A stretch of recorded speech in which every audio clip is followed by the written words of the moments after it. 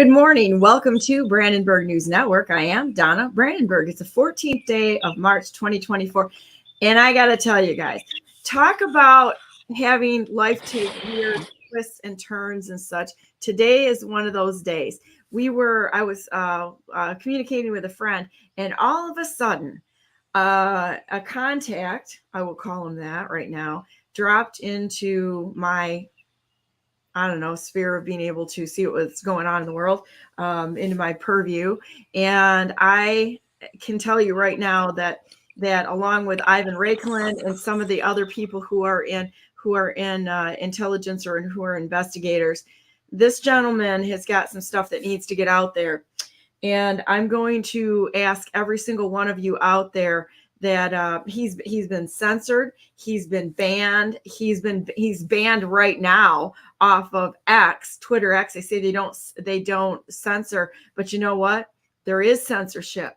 So this is going to rely on you and I getting this stuff out here. And I can tell you what, I can keep the connection up. Okay, we can continue. This is something that I can do, and I have no doubt that we can keep this connection up, short of an EMP. Okay. And even then, I think we can keep this thing up, because we will jump to another quick connection real quick. For those of you that are out there that know, I think we could go head to head with anybody, including perhaps the criminal element in our government.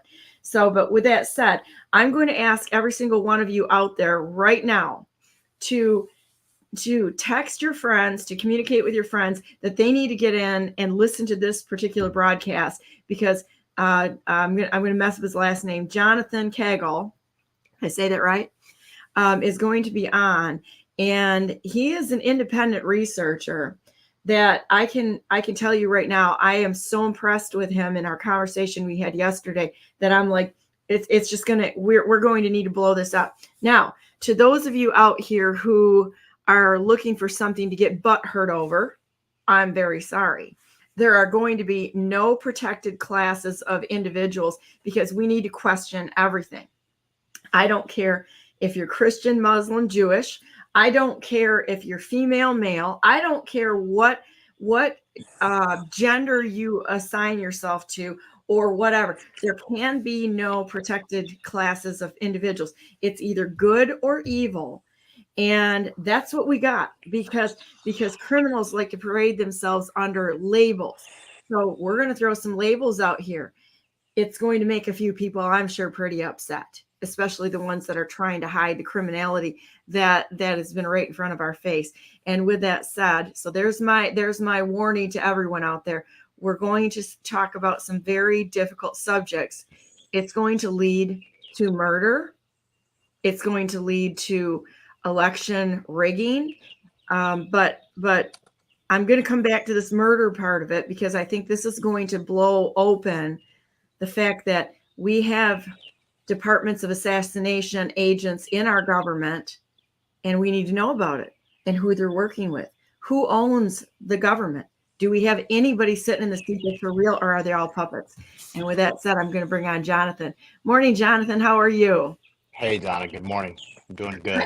I got to tell you, there's few people that leave me speechless with the amount of knowledge that they have, but you did it yesterday. I was so thankful all day long, that because I'm a truth teller. Okay. I started out as an Annan researcher and such, and I've got to meet the best, what I thought was the best of the best. I know Ivan Raiklin, I know Tom Specielli, I know a lot of people that, that are in high places. And I got to tell you, what you started talking about yesterday is something that every single person in the United States needs to be aware of. They need to hear this. They need to know what's going on. And I'm just grateful that you came on today. Yeah, thanks for connecting with me yesterday. For your listeners and your audience, we connected through my friend Stephanie up in Michigan, because the work that I do supports Arizona, Wisconsin, Michigan, Texas, Georgia, a number of states where a lot of anons, a lot of nobodies are really putting everything that they have on the line. They're putting their lives on hold, and they're coming out of pocket to really fight this juggernaut that we have of election integrity and child trafficking and the border invasion. And so anything that I can do to support my friends in Michigan, I'm going to do it. And I wasn't expecting her to introduce me to you, but I'm thankful that we've had this opportunity now. So yeah, Stephanie is I consider Stephanie one of the bomb-proof, honest people in the state of Michigan. Her aunt traveled around with me. So April, if everybody saw me traveling around with Erlina and April, she traveled around with me. So I know the family, and I know the people involved there, and they are true patriots, and it's truly amazing. So I don't know where to start with this, but what I'm going to do is I'm going to put up your true social, because you were kicked off and have been kicked off allegedly, no censorship X, and to find out that you are in fact being censored. And you put this video up. It goes very quickly. It has to do with sedition hunters and K2, and we're going to get into this. But I want to just play this a little bit, see if I can get it to play here. There's no sound to it, but you're showing different. I want to go through and screenshot this so that we can show people what is there. K2 Intelligence is now K2 Integrity. Head over and visit our website to learn more, k2integrity.com. Now, where do you want to start with this? Do you want to start with election integrity, or do you want to talk about the assassins within our government? So for context on the video, that's K2 the Sky, one of the sedition hunters. There's a number of them. They call themselves a loosely connected group of internet sleuths, and we know if there's anything that we know about the government, there's nothing that's loosely connected. Everything happens. Everybody's in every position that they're in for a reason that's usually not advantageous to the American people. And so about, I don't know, probably 2 or 3 weeks ago, I had been looking at some things not focused on J6, but just focused purely on election integrity and general corruption stuff. And something made me go back to this sedition hunters. I think, hats off to Julie Kelly on Twitter X and True Social. She does a fantastic job covering the plight of J6ers. And I think it was something on my feed that showed up from her, and it made me go back and look at that. And so as I digged deeper into who K2 is and who's behind it, I realized this is the sedition hunters. This is the capital hunters. And you talked about shadow governments in the introduction. Our entire government has basically an apparatus in place to operate off the books, like a black ops that doesn't represent the constituency of America. It represents corporatist interests, and that's what organizations like K2 are designed to do. Yeah, there's a little bit of static in our sound here coming, and I'm not sure if it's where it's coming from, but let's see if we can. Okay, let's try that. I think no, is that better? There's still some static there, but I'm not sure what's coming from. So we're going to keep going and ask people to be patient with us and ignore the static, because the message is worth listening to. They're going to attack us every time I get on here with people that are actually talking about real stuff. We absolutely will go under some sort of attack. Sometimes I'll lose the feed from the guest, because it's live. And one of the reasons why I do this live is because I want it's absolute proof that this is what we said, and there's a record of it. That they can change it, but we have the original, and there's enough people that have viewed this to be able to testify and collaborate that in fact this was the real feed out there. And just so that the FBI, CIA, you miserable criminals out there that are in our government, that are working with our government, it's like there's so much redundancy and copies that you want to talk about a dead man switch on stuff that we have. It's incredible, and they could look till the end of time and never find it. So we're Yeah. well, there's your warning shot out there. Screw with any of us, and it's going to get worse real quick. So at any rate, let's talk about the sedition hunters. They're screwing with the Rumble feed right now. I'm sitting here watching the Rumble, the live chat, people coming and going on that. So just so if everybody knows, if you go to BrandenburgNewsNetwork.com, that so far has been probably the most reliable, as well as the Tor nodes. And just so you know, guys, if you understand Tor and we're on it, you screw with anything there, guess what? We're going to have 100,000 little venues to get out on. So, and we can do that. So you can't silence us anymore. So anyhow, so let's go on and keep talking about this, and just I'm just going to let you talk and lead wherever you want to go with this. Okay. Yeah. So, back in probably 2020, maybe late 2019, I'm sitting there, 30, how old was I? 35, something like that. Never cared about politics, never gave a shit about it, never had any reason to, and never wanted to. And then, obviously COVID made landfall, and then lockdowns, and then, everything from that point onward didn't make sense for whatever reason. And all these quote unquote organic uprisings seemed a little bit too astroturfed for my taste. And so I was living in Chicago at the time, and it is, let's see, it's either April or May of 2020, and right after the initial shutdown, and then they had brought everybody back out, and they had said, okay, it's cool to, come back out, but don't get crazy or whatever. And so I'm walking around downtown Chicago with a backpack on because George Floyd, whenever that situation had happened, there was a peaceful protest that was going down off of Wacker Drive, which is a block from where I live. And so I was going to pay my respects and say, okay, I'll pay my respects to George Floyd and, everybody's right to peacefully protest and assemble. And so I'm halfway there, and I noticed that in Chicago, there's 7 bridges that cross the Chicago River. Okay.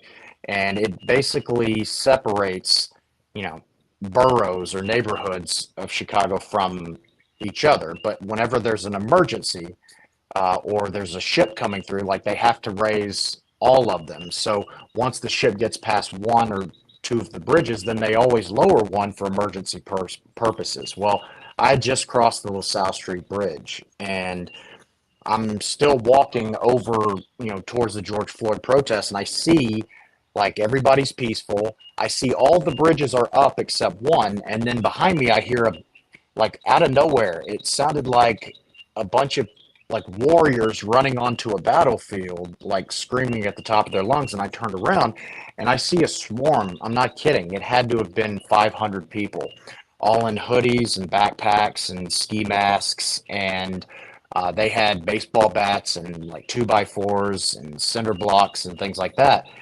And I was like, what the heck is going on? I've never seen anything like this. So I'm standing right in front of this coffee shop, watching. I got overtaken by them. Like, they were just like, it wasn't like it was just a royal rumble, but, like, people were actively running into the streets and, like, trying to cause chaos. And so I got overtaken by it. So I just stopped and watched for a minute. And then right behind me, I hear a huge crash, and I turn, and somebody had thrown a cinder block through the window of the Girl and the Goat, which is a coffee shop in Chicago. It's pretty popular. And this is on the side of a building that's, 60 stories. And so the window probably weighed, the glass probably weighed, 200 or 300 pounds. And so then the glass, like, the cinder block goes clean through, and then the glass, like, starts wavering, and then it just completely collapses, and it's the loudest crash you've ever heard. And I decided, okay, this is not safe. And I got back to my apartment, I immediately after leaving, and I started looking into things, and I was like, this feels too forced, because they were all uniformly abiding by this dress code as, totally organic, I don't know you, you don't know me, militias are are wont to do. But as I started doing more research and paying more attention, that was really when the light bulb clicked for me that there's an agenda here.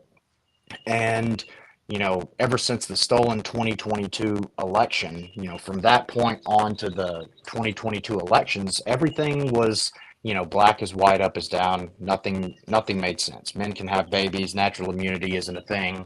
It's safe to protest in a deadly pandemic as long as, you're protesting Black Lives Matter, but it's not safe to go to a college football game on the weekends, which a lot of conservatives do. And so nothing made sense. And as time went by, you realize, okay, what's the big picture? What's the 30,000-foot view? What's the agenda?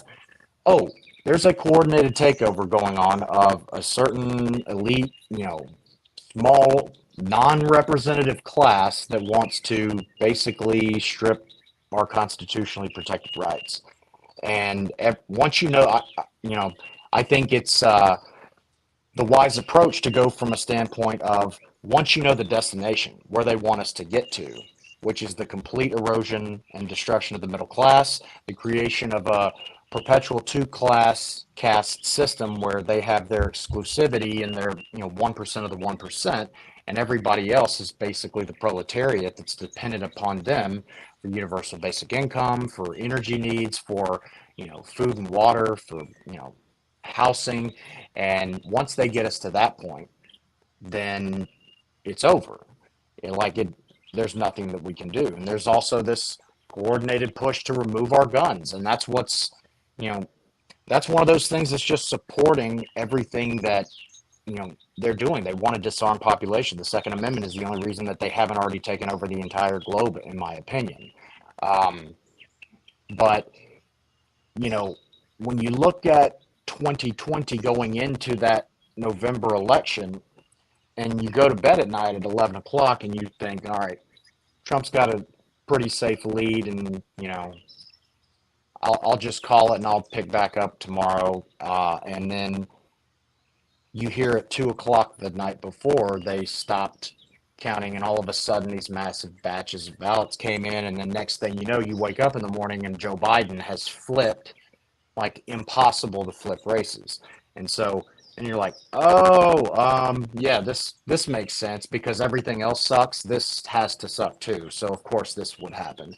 And then, obviously people had questions, and I'm a math guy, I'm a numbers guy, and I knew that statistics is still a thing, spooks, regardless of what make-believe fairy tale universe you want to create for us, math and probability and statistics and outcomes and things like that, we can still determine what the odds are of a random organic result like the one that you had, and they're not mathematically possible. And that, fast forward to 2022 stolen election, is how I got involved. So I haven't been in this political space for long. I got into it because it finally ended up on my doorstep. When we always talk about, I don't want to get involved, or I don't, get out of cities, we got to retreat to, rural areas and homeschool your kids. Those are defensive plays, because no matter where you go, wherever you go and retreat, they will eventually gain ground, and they will end There's up nowhere on to your hide. doorstep. Correct. There's nowhere to hide. Well, if you leave one area, this is a global crime syndicate.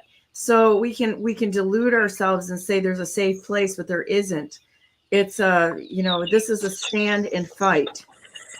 Yeah, and then the Summer of Love protests were a big red flag for me, because everybody was all uniformly masked up, and they really leveraged the pandemic as the excuse to non-suspiciously, wear masks all over the place.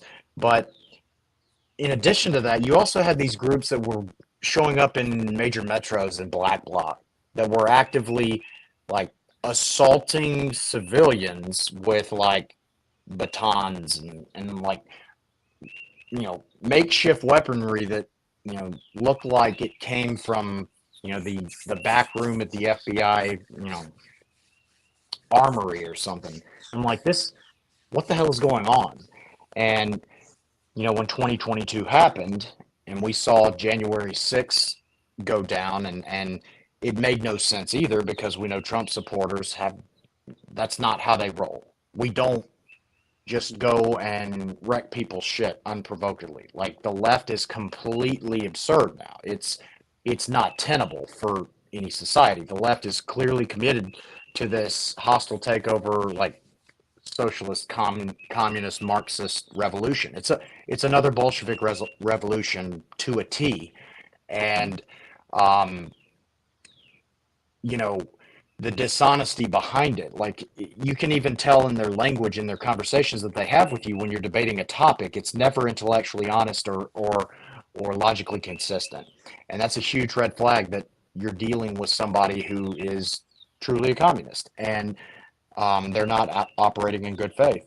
And so when fast forward 2022 happened, I said, okay, I know what they did, and we watched it transpire in real time. And as soon as people went out to vote, all the Republican heavy areas, the vote centers had machine malfunctions almost uniformly. And so I ran the numbers on that, and we determined that of the, I think it was 64 places that, from our research, we had identified having polling center or vote center malfunctions in the machines, whether it be tabulators, poll books, or printers, or what have you. Out of those 64 total in Maricopa County and in Arizona on election day, there were 223 total vote centers. 64 of them had problems, and of those 64, 59 were in Republican heavy areas, which is a 93.7% result, which is not at all organic. And it's like flipping, it's just shy of flipping a quarter, 20 times and getting heads 19 times. So the likelihood that happened organically is not possible. It's not mathematically possible.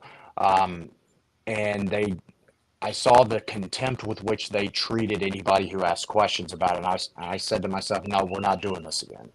We saw them do it in 2020. And that's when my first thread on Twitter wasn't until, I think, November, 13. And it was not about elections or anything like that.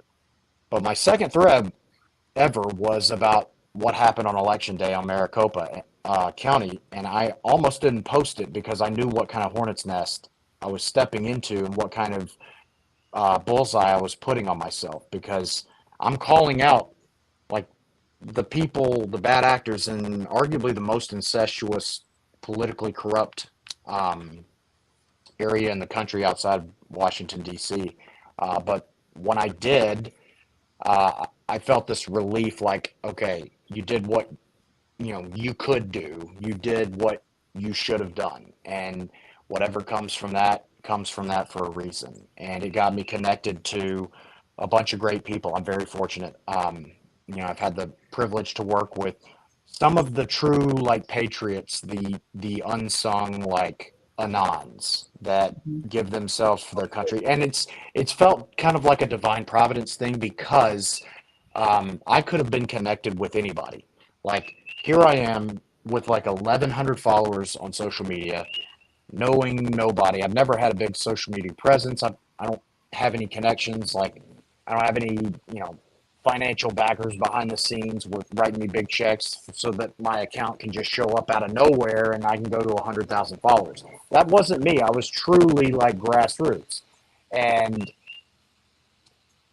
for some reason, I got connected to some of the best forensic researchers, some of the best current and former intelligence officers and professionals, and Army intelligence, Navy intelligence, three-letter agencies that aren't the FBI. I've been surrounded by people that are incredibly talented, have taught me intrinsically just more than I can ever expect. And since that point, I can't imagine not doing anything, because the only reason I got involved, Donna, is because I was looking around in November after the election and waiting on white knight, somebody to come and save us and say, okay, that's enough. this election is clearly bullshit. Like everything that you guys did is clear sabotage. And when that person never showed up, you realize like, okay, I guess I'll have to do it then.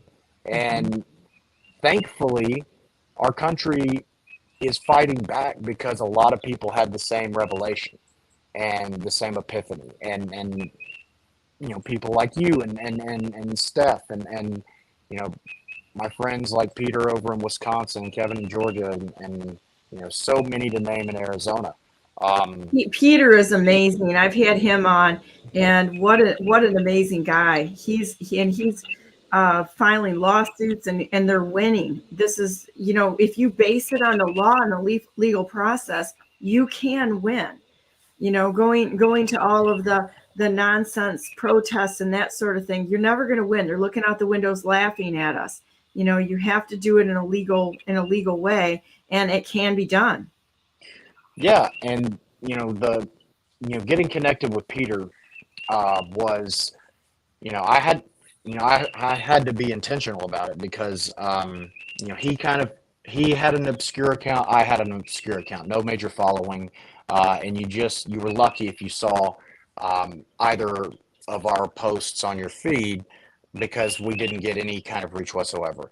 But I happened to see one of his tweets one day that was, you know, breaking down things at a non-surface level way, and it was talking about the fraud, like the things that mainstream con Inc. media won't talk about that happened in Wisconsin. Those are the things that he talked about, and I realized, okay, like my bullshit-o-meter, you'll learn about me is probably my best talent, is being able to have a well-calibrated bullshit meter.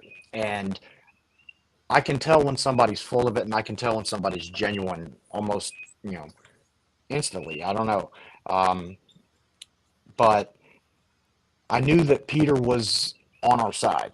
And so when we finally connected, it's been a blessing. We've been able to share incredible amounts of information, and it really kind of changed the game for me as far as like a sense of purpose in this, because most people don't know this, but you know, Wisconsin was the first state that the evidence that I and one of my associates, Chris, had put together for Peter.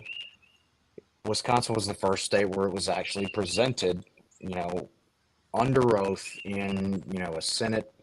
I think it was the Wisconsin Senate Committee on Election Integrity, something like that. And Peter used several of our exhibits as evidence, and you know, it really changed it for me because it made you realize like these things wouldn't exist if some nobody hadn't just said, okay, enough.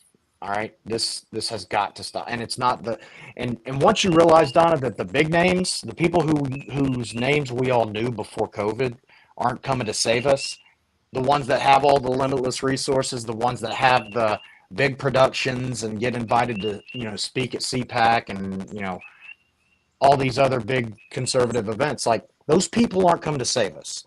And nothing against them.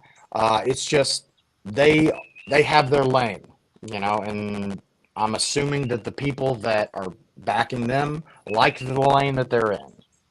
And so it's going to be up to us. Agree with you on that, because there's a lot of people that I've had on BNN as well as meeting them, and you learn pretty quick who's just there to be in front of a camera or who's there to actually do work and tell the truth. There's a lot of them that are just trying to build their little you know, their little silos. And they, like you said, it's a lot of the people that we've seen in front of the cameras, they have large donors and large backers, so they're a mouthpiece, and that's, they're not doing the work. The ones that do the work, like you find people like you out there, but you really have to try, or God has to drop them in your lap like you did, you know, to connect you and I yesterday, because there's I believe that there's so many good people out there doing work, but you never hear of them. And or if you do, they'll come under some sort of an avatar or name and stuff. because they don't want to be known, and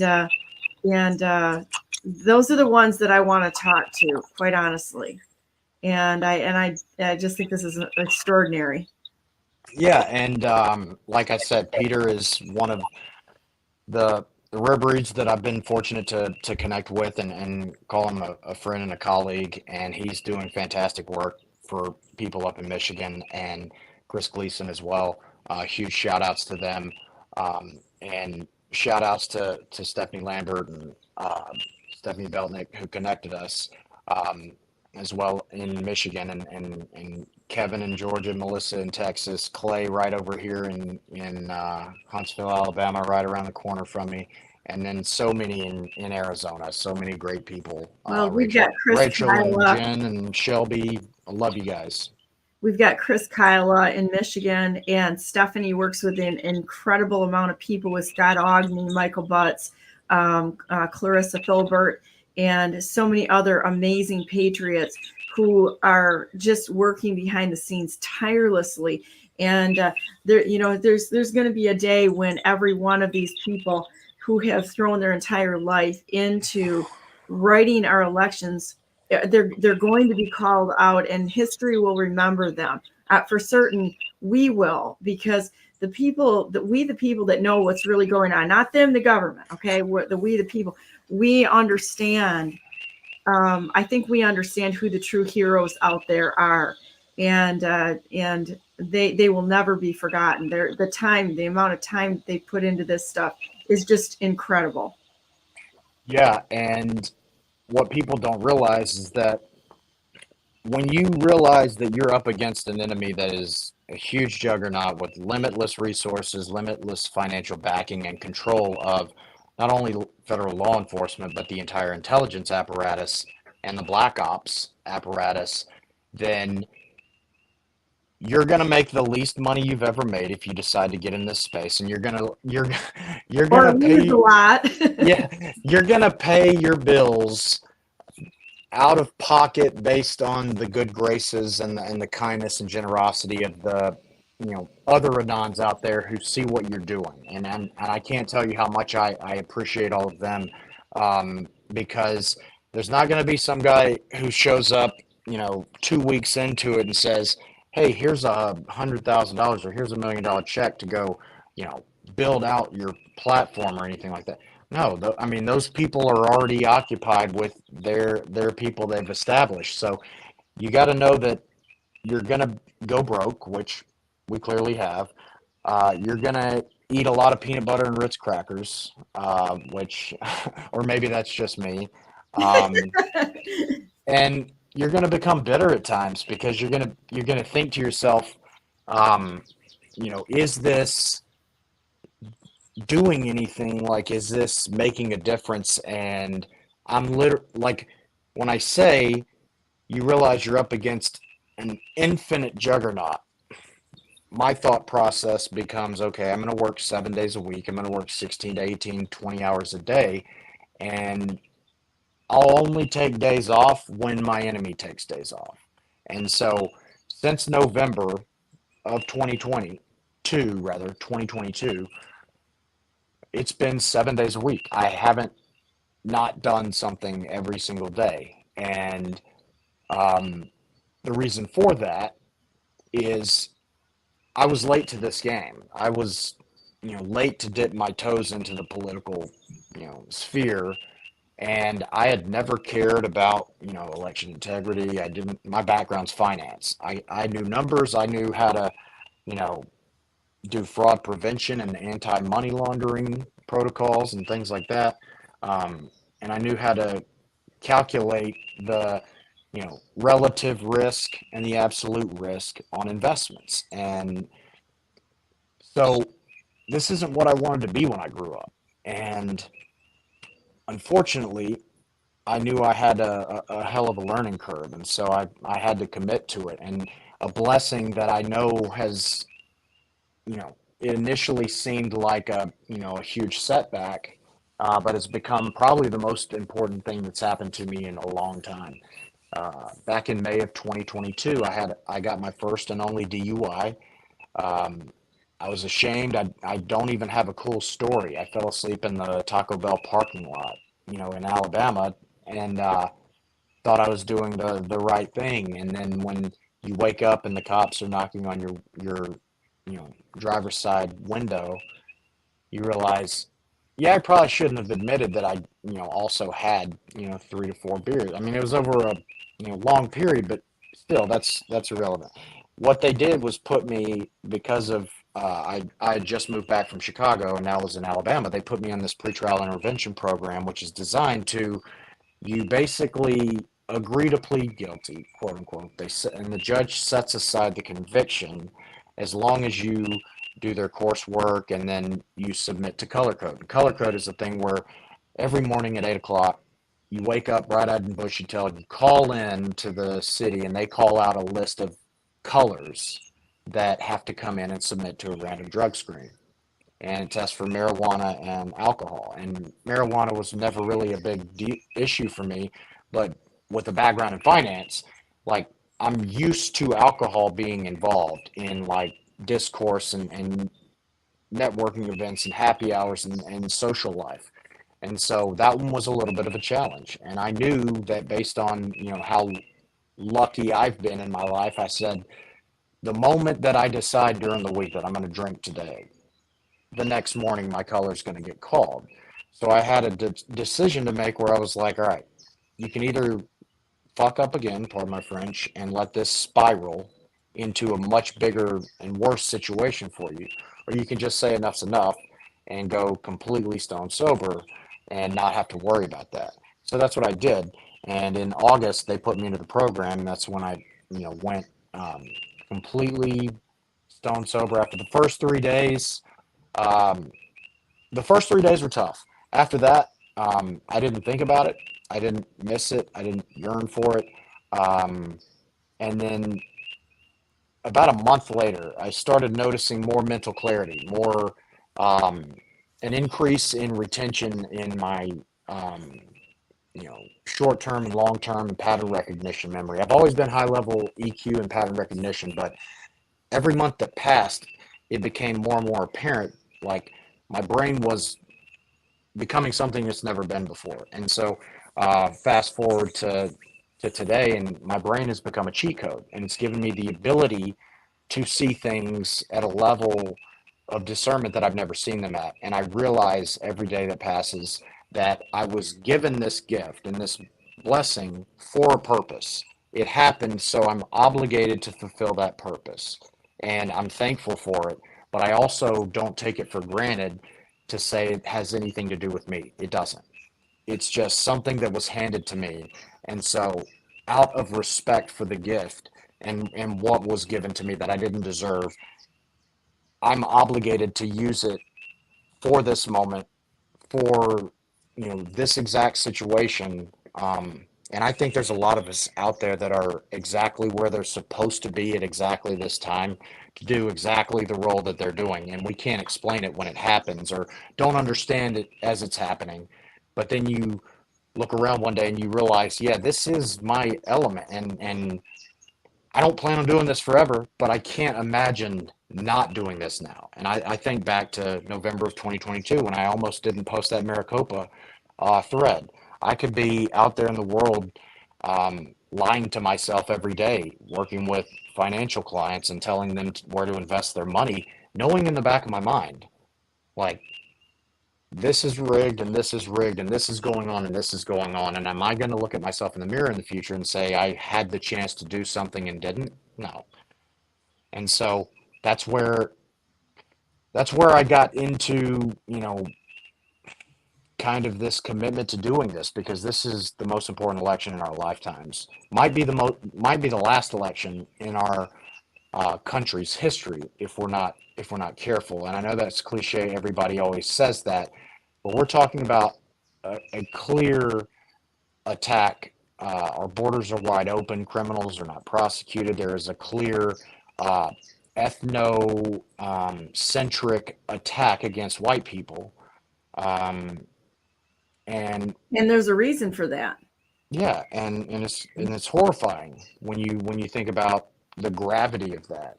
And when you realize you're dealing with our government and they're off the books black ops people, you know there are no accidents. There are no coincidences.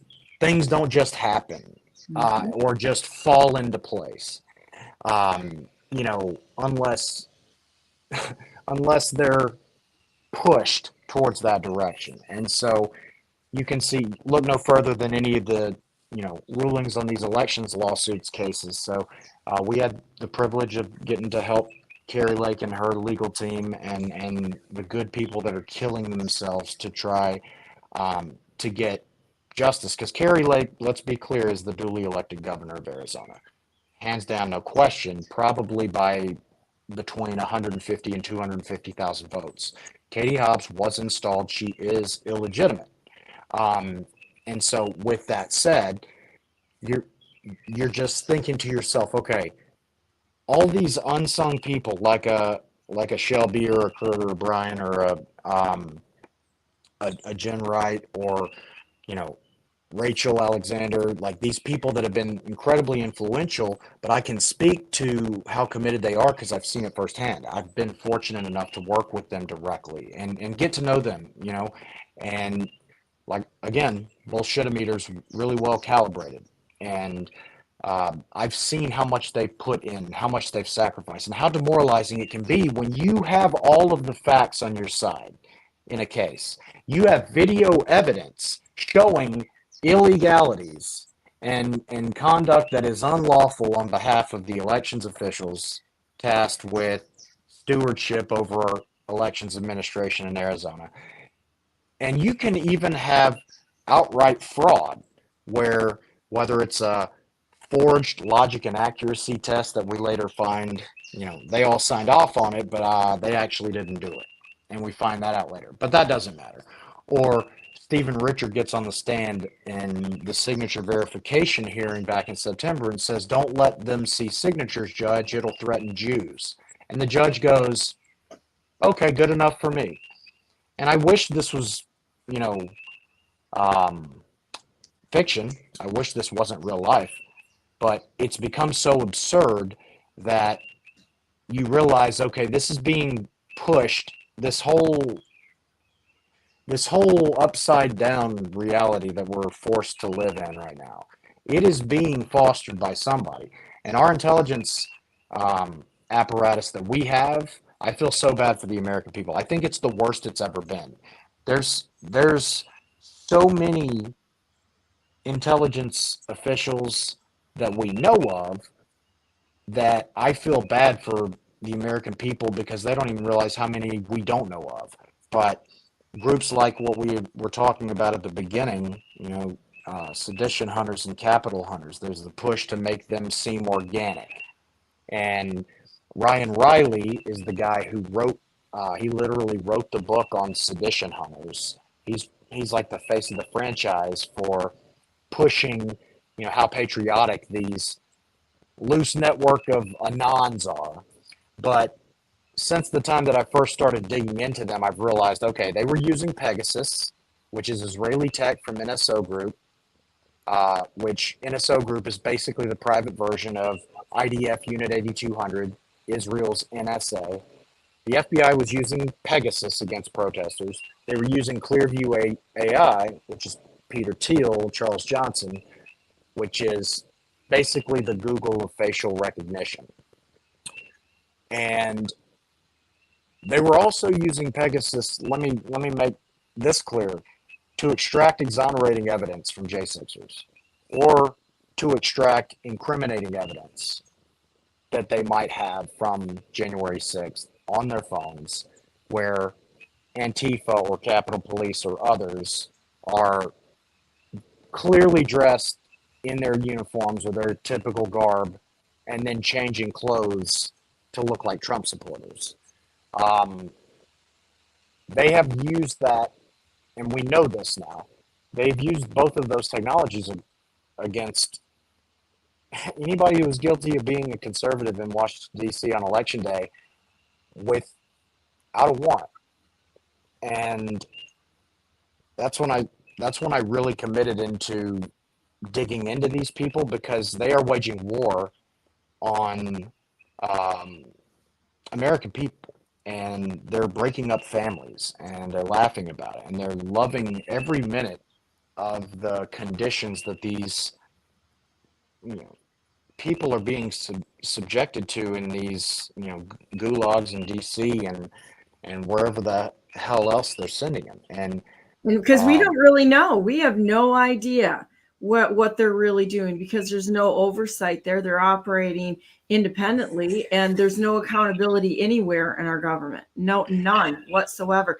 It's really disturbing, though, to think about the laws that they put in place in order to set up Americans for entrapment and for so that they can blackmail and coerce them. A lot of the rules and the laws that they put in, like possession laws, need to change, because if they want to set up anybody with drugs, they're going to tape them on the bottom of your car and or throw a bag in an open window, or the porn that they can put on your computers and such. They can get into your computers and phones. They can, as you said, remove things, and they can add them, which should be sobering to everyone out there.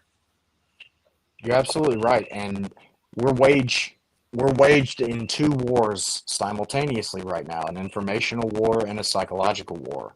And the intelligence apparatus and their Praetorian media certainly have a heavy focus on not only censorship, but also, this psychological demoralization with bad info. And I liken it, back to Winston in 1984, when they, the society had gotten so far gone towards the dystopian, socialist hell, that they had taken words out of the language, so that even if you wanted to criticize Big Brother, no words existed for you to even be able to do that.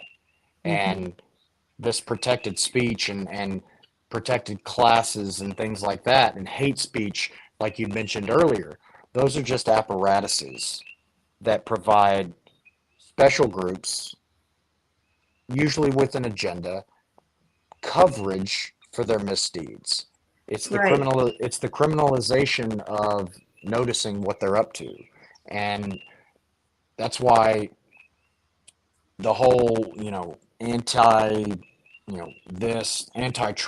anti-Semitic, or racist or bigoted, like all of these groups that basically includes everybody except white Christians. It feels like at this point are considered protected classes, and it's imperative that we reclaim the language, because, as I mentioned, the criminals know the protected classes and the things that you can't even ask questions about, and they intentionally structure their crimes and their actions to hide behind that as an additional ancillary layer. And so that's why it's imperative that it has to be completely destroyed. But then we sit here, in March of 2024, and people have at this point been sitting in gulags, some of them for 39 months now. And Congress has done not a fucking thing, pardon my French. And I don't care to read Speaker Johnson's Twitter feed about anything that they did, or obviously, close the border or close the government. But I don't want to hear anything other than we're getting justice. We're getting these people out of these situations where they've had their entire due process rights, it's civil rights violations, completely shat on. Some of them are not even charged yet, and they're still just sitting there. And so I put myself in those shoes, imagine myself sitting in, solitary confinement, and my family, my wife and my kids, I'm sitting there feeling worthless and like a criminal, and treated like a criminal for over 3 years now. And this also happens to drive a wedge through my happily ever after with my spouse and my children, and ripping families apart. Yeah, that has to stop, and somebody's got to do something about it. And so that's where the focus, again, the last month or so on identifying who these people are. Sun Tzu says, know thy enemy. And so that's where that focus has come from. And again, we talked about divine providence. I don't know where it came from for me to like come back to this or that. But I did. And then I asked a friend of mine about, have you heard of this organization? And then they were like, oh, yeah, that's X, Y, and Z. And it just was like a light bulb went off. And so to give your viewership a little context of who sedition hunters and capital hunters are, or they are not at all who they pervade themselves to be. They're not loosely connected. They're not anons other than their Twitter accounts. They're not amateurs. They are clearly professionals. And to give you some background on who K2 is, K2 is an organization. Its full name is InQTel.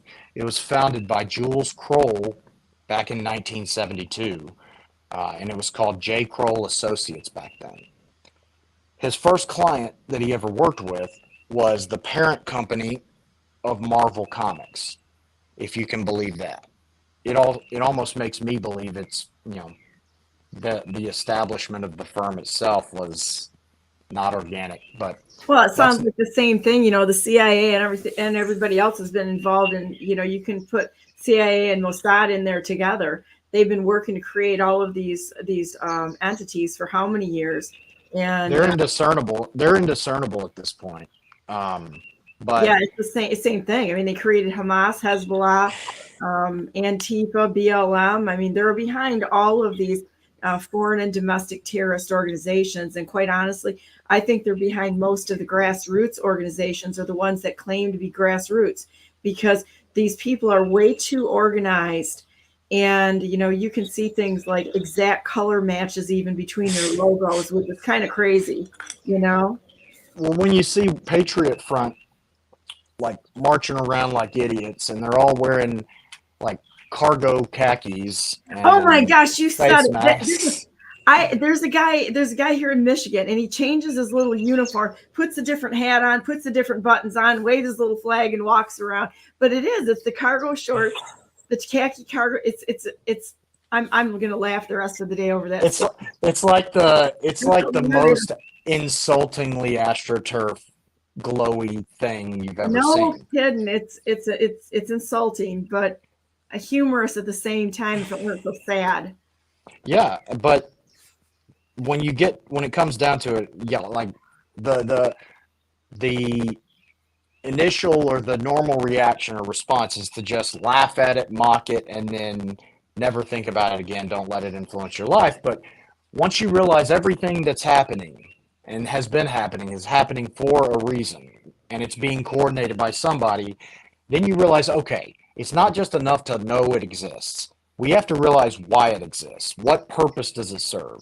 What agenda does it serve? And you're seeing bills be proposed in legislation now, leveraging Patriot Front and Blood Tribe and whatever else, stupid ass thing Rick Wilson, and Steve Schmidt want to come up with at the fucking Lincoln Project and the Aspen Institute. Like, they're using those quote unquote militias to legislate against and to passively strip your First Amendment rights to assemble and obviously your Second Amendment rights to form militias with your Second Amendment, which is the reason that we have the Second Amendment, and the command, not the opinion, but the command of not only Thomas Jefferson and Ben Franklin, but John Adams and Thomas Paine, that it's your responsibility to overthrow a tyrannical government.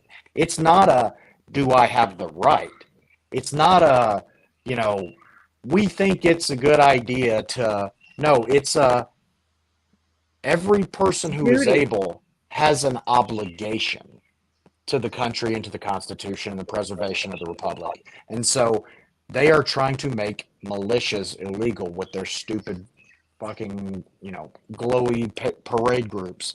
But they exist for a reason, and that's the key central theme. Like, why does this exist? Sedition hunters and capital hunters was the same thing. I'm looking on my Twitter feed and I'm seeing all of these Anon accounts that are basically just bragging about how they're helping getting, these families ripped apart.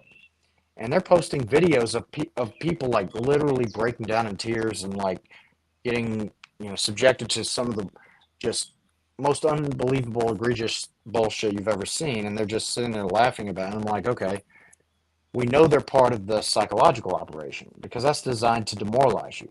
But what's their role in the informational and the, actual open warfare side of this? And then you realize, okay, K2, founded by a guy, like I said, Jules Kroll and his son Jeremy.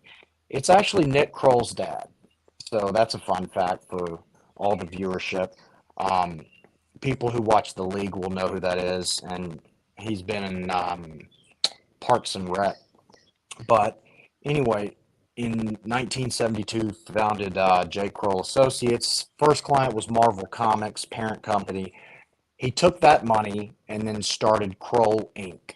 All right, and Kroll Inc. over the next several years became known as the preeminent detective agency in the world, private, preeminent detective agency.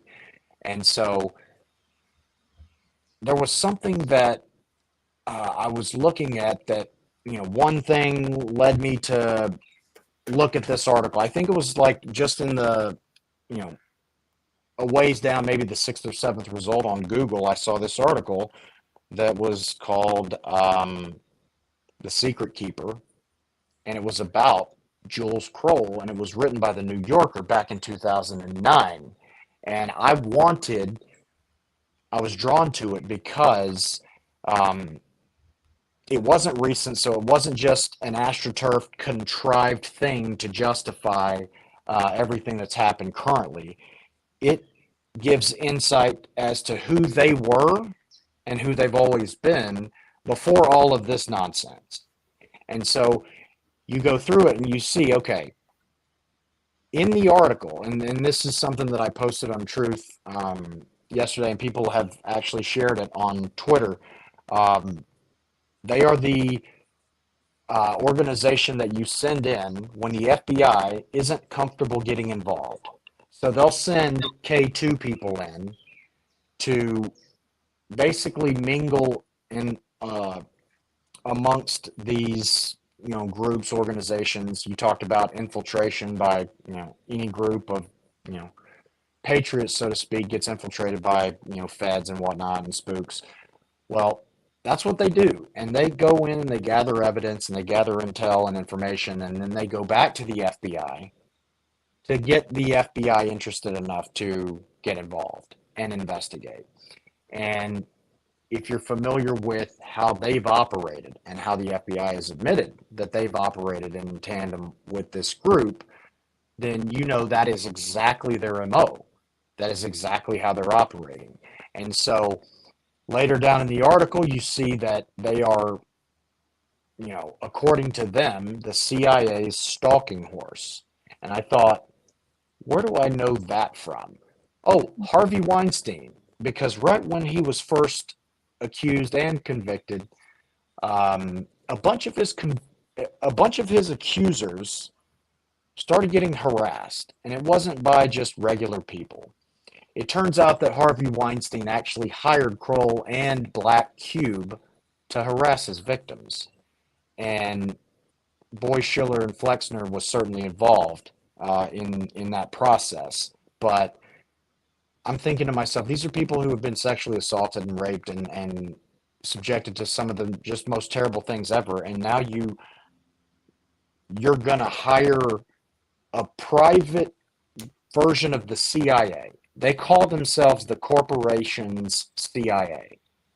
So all these mega corporations that are ruining the country and trying to control what we eat, what we, consume, what we learn, what we, see, everything. Like, those are the people that this organization that Harvey Weinstein hired, those are the people they serve, not the constituency, not the normies like us, that elite faction. And sure enough, hired by Harvey Weinstein with Black Cube to harass victims. And then I found out later, during the Bernie Madoff Ponzi scheme situation, K2 was called in to do data analytics for the victims to increase or maximize their recovery proceeds that they could get from Bernie Madoff. Okay, so I have a huge problem with this. It sounds like I'm the government and I'm here to help, which is when we should all be running, right? Correct. And here's where it gets really bad. So one of the organizations that was involved was Hadassah, all right? And that is the Women's Zionist Organization of America. And Debbie Wasserman Schultz, the Democrat from Florida, is actively involved in Hadassah and has been. I say that relative to January 6th for context because she was the one who threatened the head of Capitol Police in that hearing, like, that happened 2 months ago, and was saying, like, why did you guys do that? Oh, well, that might lead to some consequences for you. Like, it was not so thinly veiled. And I thought to myself, why does she feel so emboldened to say that? Well, turns out the Bernie Madoff Madoff Ponzi scheme involves Bernie Madoff, obviously, the CFO of Hadassah, who was in a 20 years long adulterous relationship with Bernie Madoff, while Hadassah had invested money and profited immensely off of the Ponzi scheme itself, including the entire time while Hadassah was invested, and the CFO of Hadassah, I can't remember her name, it escapes me, and Bernie were in an adulterous relationship. They were both married to other people, and yet, lo and behold, they happened to be the firm that was just chosen randomly, completely out of the blue, to help out the victims, when in actuality, when you understand the facts, it seems like they were there to mitigate the financial losses of the people who defrauded regular people. And I'm reading that article yesterday, and I realized I already had the Bernie Madoff thing in the back of my head, but there's another one in Texas. A guy with the Texas billionaire last name is Stanford, had a multi-billion-dollar Ponzi scheme based in Antigua. And Kroll, he had Kroll, how would I say? So Kroll represented him. He was a client of Kroll's for a long time, years and years, since before the inception of his Ponzi scheme. And in fact, when he got his Ponzi scheme up and running, Kroll then went to other clients of theirs and made fraudulent reports to buff up or prop up the financial stability of this billionaire in Texas. And so they took one of their clients' fraudulent schemes and then defrauded another of their own clients. And sure enough, when the fund went belly up, the client that they defrauded lost shit tons of money. And I thought to myself, how could these people even operate like this? But there's a history. There's a very big history. So a dark history, in fact. Well, it's a really mistake to think that we all think the same, because there are so many psychopaths and evildoers out there that have no concern for anyone else but themselves. And so just because they look like us doesn't mean they are. And I think it takes a little bit of questioning, some discernment, as well as not jumping to conclusions that people are either good people or bad people, but letting time tell a little bit and then doing some research to find out who are you actually talking to. Yeah, I never in a million years would I have thought that there's the level of degeneracy or indecency that certain people have, where they, like you said, they just don't care about anyone. Oh, we lost Jonathan. Let's see if he comes back up here a minute. So sorry, my pharmacy called when you were when I was saying that just now. I apologize. No worries, but you're absolutely right. It's when you're dealing with somebody that's a true psychopath, And we have a lot of them in our society. We really do. People like to talk about narcissists, this, that, and the other thing, but that's a clinical diagnosis. And people that are truly psychopaths, it's kind of the same thing, really. They have no ability to empathize. They don't care what anybody feels like because they can't. They're wired wrong. And so when you're dealing with somebody that's a true psychopath, they will rape, they will murder, they will lie, cheat, and steal. And they don't see that as wrong. They see that as their right because they're more special than the rest of us. The rest of us are inconsequential. We're not as special as they are. So they have the right to treat the rest of us like they're little underlings and run us around like a bunch of little toy trucks to serve them. Yeah, and it's unbelievable. I grew up not even knowing people like that existed, and the last just 5 years alone has completely changed my outlook on, is everybody, like Anne Frank said in her diary, at the end of everything that's happened, I still think people are genuinely or generally good at heart. I remember that quote is burned into my brain. And then now I don't know that I believe that anymore. I know that I don't believe that. There are some people who are just literal demons. I agree with that. I mentioned that, I'm a Christian. Jesus calls a lot of people who, say they are Jews, but they are the synagogue of Satan. I think that doesn't just apply to Jews who are secularists or just, weaponize their ethnicities under the guise of protecting the entire ethnic population, but mostly themselves. I don't think that just applies to Jews. I think that applies to other Christians. I think it also applies to Muslims and any other religion, Catholics. Like there's good and bad. There's good and bad in any organization. It's just like pedophiles. They're gonna go to where kids are. They're gonna go to child care centers. They're gonna go to these humanitarian organizations where people don't expect them to be. So they let their guard down. And then now all of a sudden you have some sort of relationship with these people. And then that relationship supersedes good judgment. We have that in the political parties. I mean, that's another poster child for it. People want to say that I'm a Republican, I'm a Democrat, like they're virtue signaling it. And it's like, I don't know what you are, whatever label you have. I still don't know what or who you are, because the labels are what's misleading us, whether it be Christian or Jewish, like you said, or Muslim or anything. We have a battle between good and evil that's going on. And evil is going to find its way into anything that was created for a good purpose to either destroy it or to hijack it and use it for its own purposes. So, for example, I'm completely disgusted with the Chinese government, right? And what they've done to infiltrate, but I have no qualms with the Chinese people. I have no qualms with people that sit in a political party that are trying to do their best. I have a big issue with the leadership in these parties who say, like, the state of Michigan just appointed somebody in the MIGOP who committed treason, and they want to sit there and justify this and try to justify this because he's a good fundraiser, whatever it is. No, he committed treason, and I don't want to hear he signed the Patriot Act, not once but twice. I don't want to hear one word out of that man's mouth until he comes clean and says, I broke the law. I signed something. It was treason. And this is what I'm going to do to fix that. Other than that, I have no reason to believe a word that comes out of his mouth, right?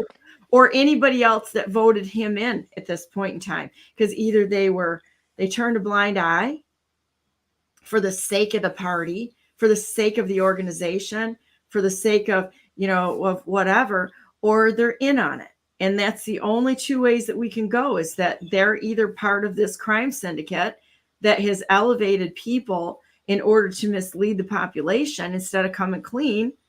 That's what I have to say on this. And it's the same. Same goes for, I'm a Christian. I'm a very committed Christian. I am the hardest out there to criticize the Christian church.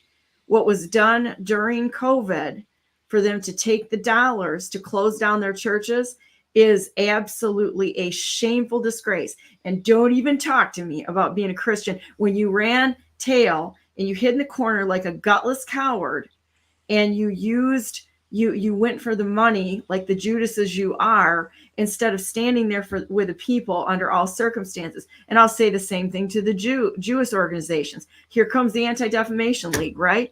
I have no problem. I have a lot of friends who are Jewish. I have a big problem with the structure and the people, the puppet masters that are pulling the strings, and people that have dual citizenship in our government with the United States and with Israel. Look at how many people in their positions of power there. So here comes the Anti-Defamation League. Well, I'm sorry, you don't get protected status. Neither does, look at what Black Lives Matters did. They could care less about the minority populations. They burned the neighborhoods down to the ground, and they were a corporation that did $2 billion of damage. So we have to get real here and say, who are the enemies of our people? Is it somebody that is Jewish? No. Is it somebody that is Christian? No. This is the organizations that are using labels to mislead everyone out there. That was Peter Berniger that called me just now. I'm sorry. Okay. If he wants to come on, I'll send him a link to it. We'll come on later. But yes, hey, I'd be all about that. But yeah, big love, Peter. I love you, and I want you to come back on again, because you are one of the unsung heroes out there, and I will do my best to give you a voice, not censory. You can drop any cuss bombs you want on here, and people are going to have to suck it up, because our country is going to hell. And because we want to use all the pretty words, we want to pretty it up, we want to stay in these organizations and not hurt anybody's feelings. That's the problem that's happening here. Yeah, I think that when I think about what my non-negotiables are as far as somebody's politics and what I would say are mine, I think it just comes down to is something as simple as, do you give a shit about protecting children? More so than anything, because a society that will not protect its most vulnerable is not a society. If the answer is no, then we are not going to ever get along, and I'm probably going to go out of my way to destroy you.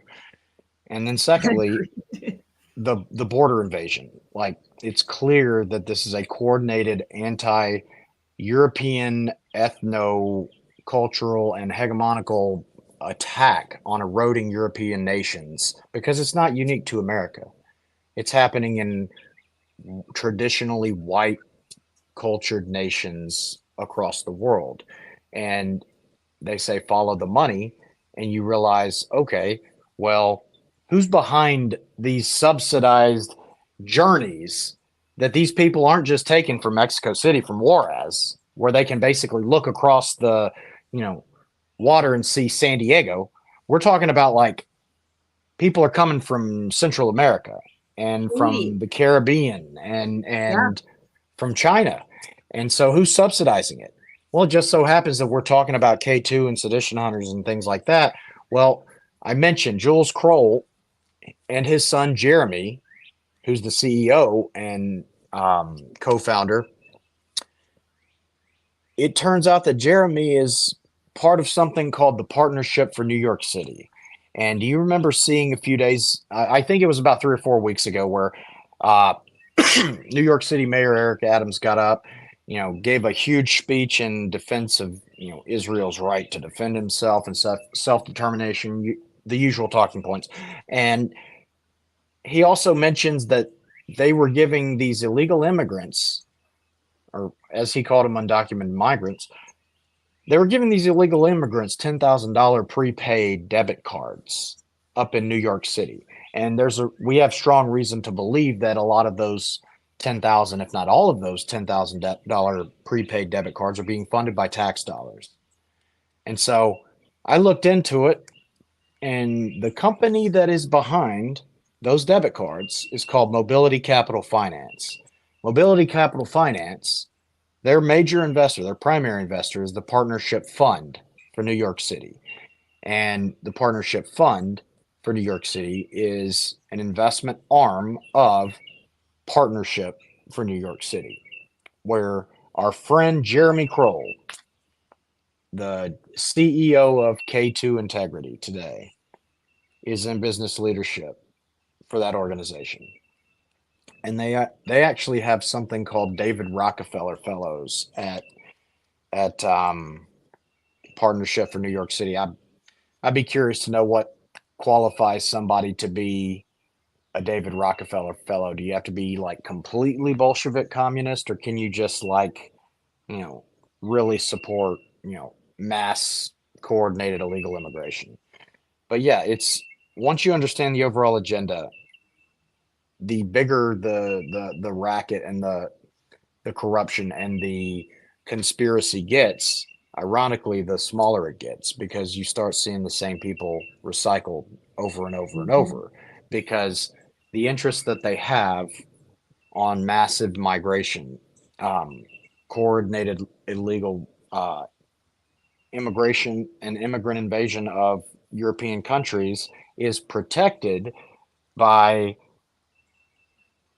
stealing elections. Like, stealing elections isn't their objective. Stealing elections is to ensure that they are never held accountable, and so that we end up with 400 dual citizens in our Congress out of what, 500 and how many is it? I can't even remember, 540 or something like that. Like,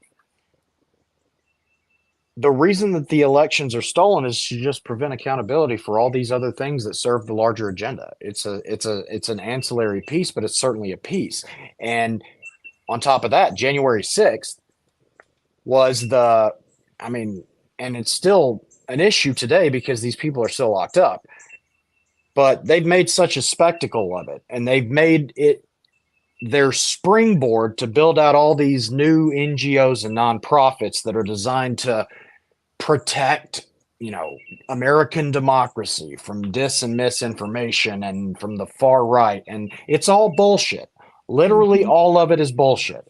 And anybody who is telling you like it's anything less, or that the J6 was an insurrection, the insurrection happened on November 3rd. J6 was an entrapment operation that was designed to be a perpetual, don't even think about getting out of line message to anybody who might fight back in the future. And I'm here to tell you, we're fighting fucking back. You're going to lose. And you think that, yeah, I'll grant you have a huge resources advantage, you have a huge financial advantage, and you have the protection of the FBI, which works for the ADL and not for the American people, and will be implicated in the child trafficking racket going on, and will be implicated with the sedition hunters, and will be implicated in a lot of the school shootings, perhaps all of the school shootings that have been used as a springboard to revoke our Second Amendment. You will be held accountable. Your organization will be burned to the ground. Okay, let's be clear. Just to be clear, ADL is the Anti-Defamation League, just so that everybody out there knows what we're talking about here. Every FBI agent, I don't know how many people would know this, I certainly didn't know it, but every FBI agent that ever comes through and is brought up out of Quantico and through their system is trained by the ADL. Both organizations admit to it. They've tweeted about it. And, Jonathan Greenblatt's big thing is, getting Director Wray to, focus on, these far right white Christian nationalists because of the rise in anti-Semitic incidents. And as it turns out, Jonathan Greenblatt was one of the people that on January 6th, before the day had even finished, he's sending out emails calling for Donald Trump to be physically removed from office. We didn't know anything about the situation yet. All we knew was this doesn't seem like Trump supporters. Like, we're typically peaceful people. We're not the ones that have been in this coordinated chaos racket the whole time. Well, in my research, Donna, I've also found this group called the American Iron Front. And all your listeners need to be intimately aware of this organization. It's a collection of SPLC, ACLU, and the ADL mixed in with Antifa. Okay, so give me their website. What's it called again? American Iron Front. We'll just go ahead and give them the recognition that they're so looking for and deserving. Since we were talking about the ADL and you're up there in Michigan, and you have this lady by the name of Jocelyn Benson, who's your terrible Secretary of State. Jocelyn Benson comes from the SPLC universe. All right. And look at that right there, front and center. Stamp out the alt-right. Like you're going to fucking stamp us out like hell you will. Like the old Nazi posters too. Look at the graphics. If you look on ADL's website right now at their list of anti-Semitic tropes, I swear to God, and I'll show this to you after we finish up. They have anti-Antifa. Like, so if you have the Antifa logo, like the three flags, like diagonally going down like that, and you have like a no smoking sign, red circle with a line through it over that, that is an anti-Semitic trope according to the ADL. Well, this group, the ADL, the SPLC, the ACLU, and Antifa, are responsible for subsidizing the terrorism and chaos groups that basically helped to burn down cities during the Summer of Love riots, during the BLM protests. They're going after the pregnancy centers. It's insane. Even the trans hate shootings and the push for that, that's the same group. And our friends, the Sedition Hunters and K2, were actively recruiting when the trans shooter incident happened, and the trans hate thing was all the rage. K2 had its own people recruiting for Antifa and recruiting trans activists to get involved and make sure that the right never forgets their place. And people, like, if there's anything that people take away from this today, it's that you need to understand the urgency of the moment. We are engaged in war. We are not engaged in normal political differences or ideological, distinctions or things like that. We are under attack, and they are on the offensive aggressively. This is open warfare. And so when you have a society like America and you can't have, an organization like the CIA or the FBI openly get caught,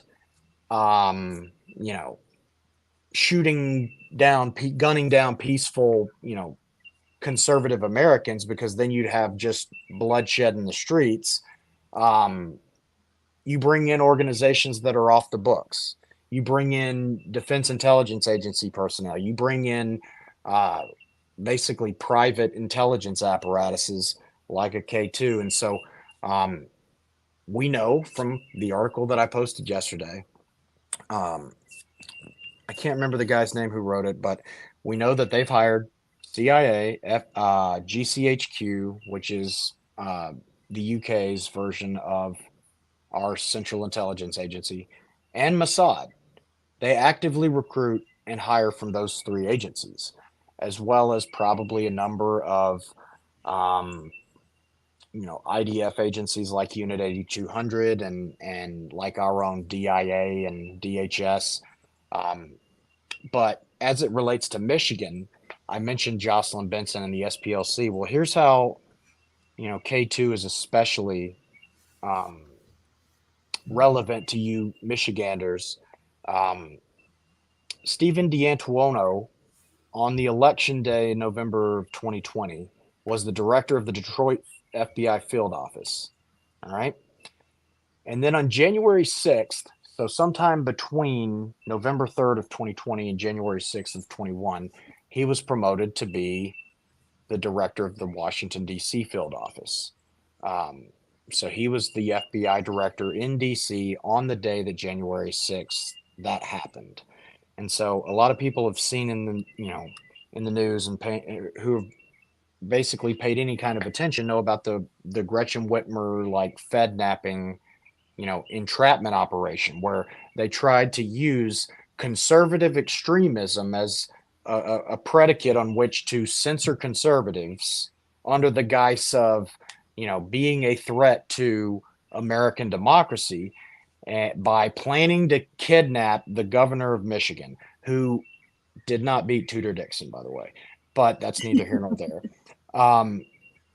The Fed napping situation, and once you look deeper into it, you realize there's like 20 people involved and 14 of them are feds, and the other 6 are basically broke, like loners who have mental issues. What is this? Like, these are not people who have been radicalized, that have been, just adamantly, disdainfully plotting this elaborate plan to kidnap the governor of Michigan. No, this is your own MK fucking Ultra program that you're using to get these people convinced to use the free shit that you give them and go generate whatever, good show that you need to serve your message. All right. And it turns out Stephen D'Antuono comes from the same cast of characters that basically make up the entire like K2 and Kroll employee roster. So a lot of the personnel, especially the executives, are a bunch of first generation FinCEN investigators and regulators post 9/11 and the implementation of the Patriot Act. Why is that important to know? Well, everything that's happening right now is to protect Israel, China, the UK, and to a lesser extent the Iranians, and our own government, for their culpability in not only the September 11th attacks, which Israel was chiefly behind. Israel is 100% who is responsible ultimately for the September 11th attacks. Lesser extent would be our own CIA, but Mossad and CIA, I said earlier, they're basically interchangeable at this point. You also had GCHQ, MI6, and MI5 involved. And then you had the Ayatollah and the Iranians. The Ayatollah and the Iranians and the Israelis went behind the United States back, working through Marcel Rich and Mossad agents to circumvent Iranian sanctions that we had placed right after the September 11th attacks. And you think to yourself, well, how did that honeypot setup come about? Well, the former Israeli Prime Minister, Ehud Barak, actually went to Bill Clinton and he said, will you please let your last pardon on your way out the door be this guy over here by the name of Marcel Rich? Marcel Rich is an Ashkenazi Jew who was living in Switzerland that did a lot of backroom wheeling and dealing for off the books operations. And so you think to yourself, okay, in the fallout after the attack, what happened? Well, the Iranians, the Israelis, and the Ayatollah made shit tons of money just off the money they saved by circumventing US's sanctions on Iran with the help of Marcel Rich and Mossad. Well, okay, let's back up. Who investigated September 11th? A guy by the name of Michael Chertoff, and you had mentioned the Patriot Act. Mm-hmm. Michael Chertoff was the principal investigator. He was eventually appointed the second Secretary of the Department of Homeland Security. He is a second-generation Mossad asset. He's the son of a rabbi, I think a Chabad rabbi, but I'm not 100% certain. And his mother was a Mossad agent, like literally a Mossad agent. And it just so happens that Michael Chertoff also sits on the board of directors of Ehud Barak, who has an energy company, who's the former Israeli prime minister who asked Bill Clinton to make this last pardon of this guy who helped get these deals for the Iranians and the Israelis and the Ayatollah. Michael Chertoff sits on the board of directors for his company, for his energy company. And I'm like, holy shit. And oh, by the way, with all the new TSA scanners that were installed in airports all over the country, guess who had the inside track on that deal? Michael Chertoff's family. I'm sure that's just one hell of a coincidence. And then you look at the Trade Center. Larry Silverstein had acquired ownership of the Trade Center 6 weeks before the September 11th attacks. And in that 6 weeks time period, he somehow got a terrorism insurance policy fully underwritten and put in force. Isn't that just amazing? How amazing is that? Right. And it just so happens that from 1994 to 1997, Larry Silverstein was the chairman of UJA Federation, which stands for United Jewish Appeal Federation. That's going to be important because the guy that followed after him, James Tisch, he was the chairman of UJA Federation from 1998 to 2001 when the attacks happened. His niece today is a director for the Aspen Institute. And the chairman of the UJA Federation today is part of something called Civil Society Fellowship. This guy's name is Mark Rowland. The Civil Society Fellowship is basically a mashup of the Aspen Institute and the ADL. And for those who aren't familiar who the Aspen Institute is, that's the Pritzkers. Margot Pritzker is the chairman of the board. The vice chairman is basically the money manager who manages the Pritzker family's assets. Tom Pritzker, the oldest brother, who is chairman of Hyatt Hotels, certainly a frequented guest on Epstein's Island. Well, is what I find really interesting with you bringing up that reference, and to your point, I believe that the Pritzkers are behind a lot of the transgender clinics and the explosion in the genital mutilation clinics across the United States, which really absolutely exploded after 2012. Yeah, so Jennifer Pritzker, the trans sister, is in Joe Biden's. Jennifer Pritzker is in Joe Biden's cabinet, by the way, since you mentioned that. Penny Pritzker was appointed by Joe Biden to be the U.S.'s special assistant or representative for Ukrainian economic recovery.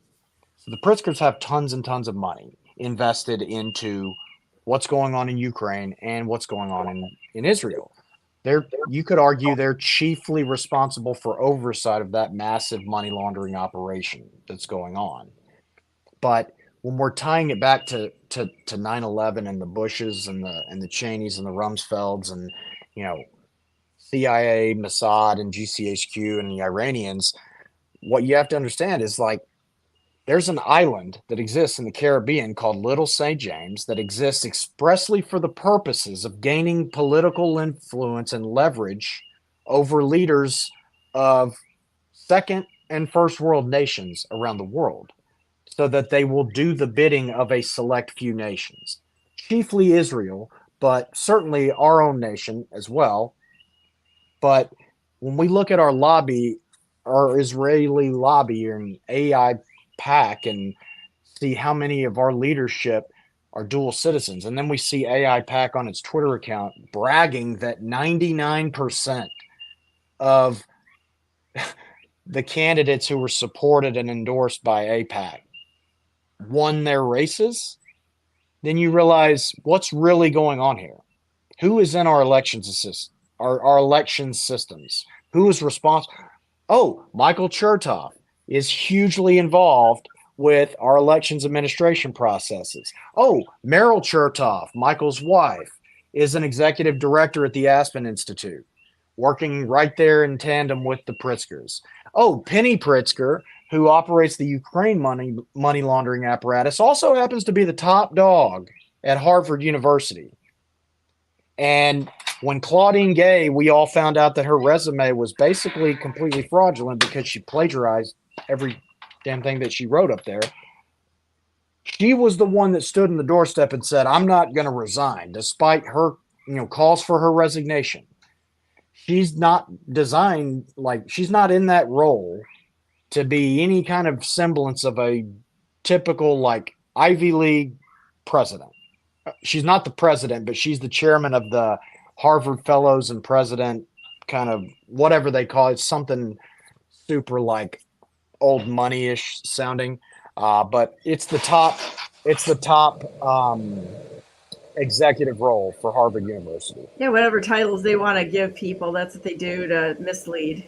Yeah, and then we find out that Harvard's student-run hedge fund is called Black Diamond Capital, I think, Management. Don't quote me on this. But it just so happens Stephen Deckoff, who bought Epstein's Island last year in, I think, October, maybe even September, his firm is called Black Diamond Capital Investors. And I'm sure that's completely unrelated to the Black Diamond Capital management group that is fully run by Harvard students. And it's an elite, hard to get into fund. But that whole apparatus, everything that's happening, is meant to serve this, like you said, the trans agenda, the open borders agenda, the erosion of America's sovereignty and their ethnic and cultural hegemony, and the same with other European nations. But they're also bringing in their own voters. It's going to be a self-fulfilling prophecy unless we get this nipped in the bud, because they fully intend on many of these illegal immigrants coming in and voting. And we don't have to know anything else about the situation to know that's the case, other than looking at who the head of our Department of Homeland Security is. Alejandro Mayorkas is a guy who has a history. Like, this isn't his first rodeo. He used to work for Barack Obama. And when he was in charge of the border for Barack Obama, him and Terry Rodham, who is Hillary Clinton's brother, and Anthony Rodham, and Terry McAuliffe, the former governor of Virginia, they had a pay-for-play green card scheme going on where they said, if you come across the border and you invest at least $500,000 into one of our companies, we'll give you and your family all green cards expedited. And then when CBP blew the whistle on it and people were making a huge deal about this racket that they were clearly running, Alejandro Mayorkas got his ass down there and made sure that they got it done even faster. Like, he didn't try to nix the problem that he had oversight of. He actually wanted to make sure the racket got even more racketized. It was more efficient. And when he was appointed or nominated for DHS chief, he was sitting on the board of directors of HIAS. HIAS is one of the chief organizations responsible for subsidizing our open border situation, for caravanning people all the way from Central America and the Caribbean. He's on the board of directors of HIAS. At the same time, he's on the board of directors with FirstNet. That is also a Pritzker's project. So your country is really being run by a very key select few public-private partnerships, like the Pritzker families, like Mayorkas's, obviously, I mean, we don't have to go down the list, but there's a reason that Joe Biden's cabinet, first 10 positions, they were all Jewish, 10 of 10. And certainly within that group, Jennifer Pritzker. Certainly within that group is that admiral who pretends that she's a man, or pretends that he's a woman, as our health secretary.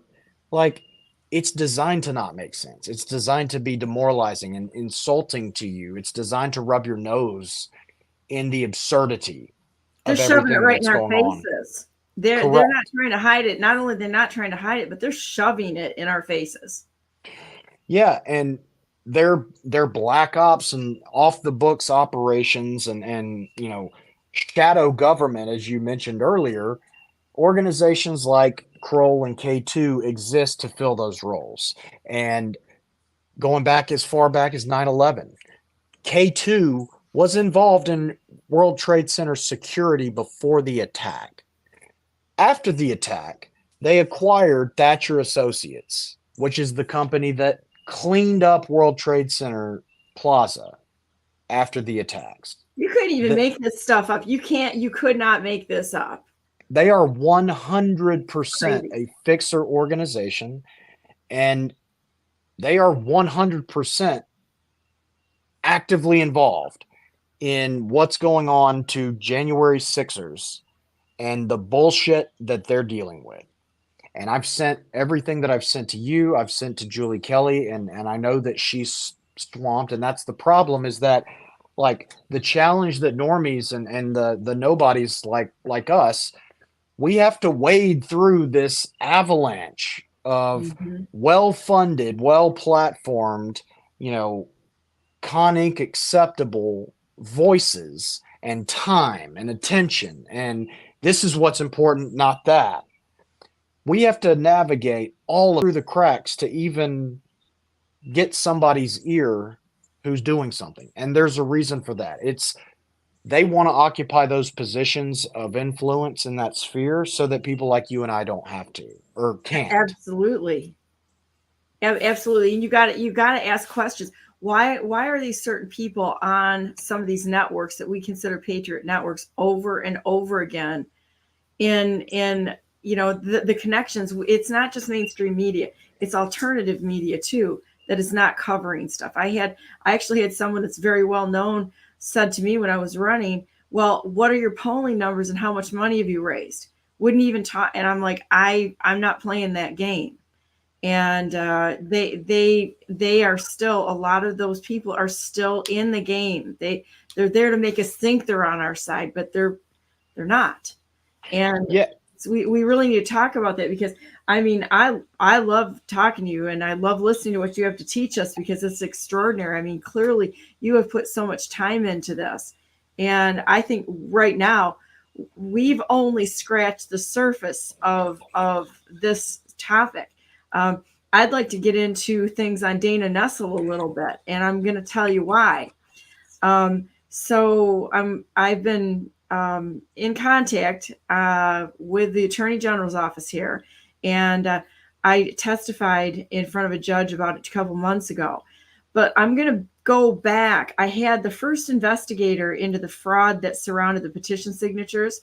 He point blank told me that they had evidence and written testimony from some of the signature gatherers that pointed in the direction they're not now going. And then the second investigator that came forward, because somehow the first one got removed, and I have some real questions about that.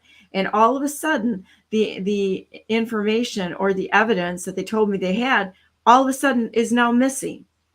And I know this is within the Attorney General's office. And I know somebody that's been trying to get me online for BNN because his wife had a case. And he told me flat out, the Attorney General's office destroyed evidence in his wife's case. And that's two that I know the information changed. And now they're going after the signature gatherers, and we've got 3 people with 27 felonies, that are being prosecuted. You can't find that on the news anywhere. I'm up close and personal. I'm involved in this, and I've been in the Attorney General's office. I have talked to people. There are good people and bad people there. I'm going to tell you that it's a mix, and I think there's some people that are cooperating, but there are some good people working behind the scenes in that. However, with that said, there has been a lot of law breaking that happened within the Attorney General's office. She knew all about the voter registration fraud, and she passed it on, trying to pass the buck, and said nothing. I know that there was evidence that was destroyed based on what I was told and the people involved in that. I know another gentleman that had evidence destroyed within the Attorney General's office.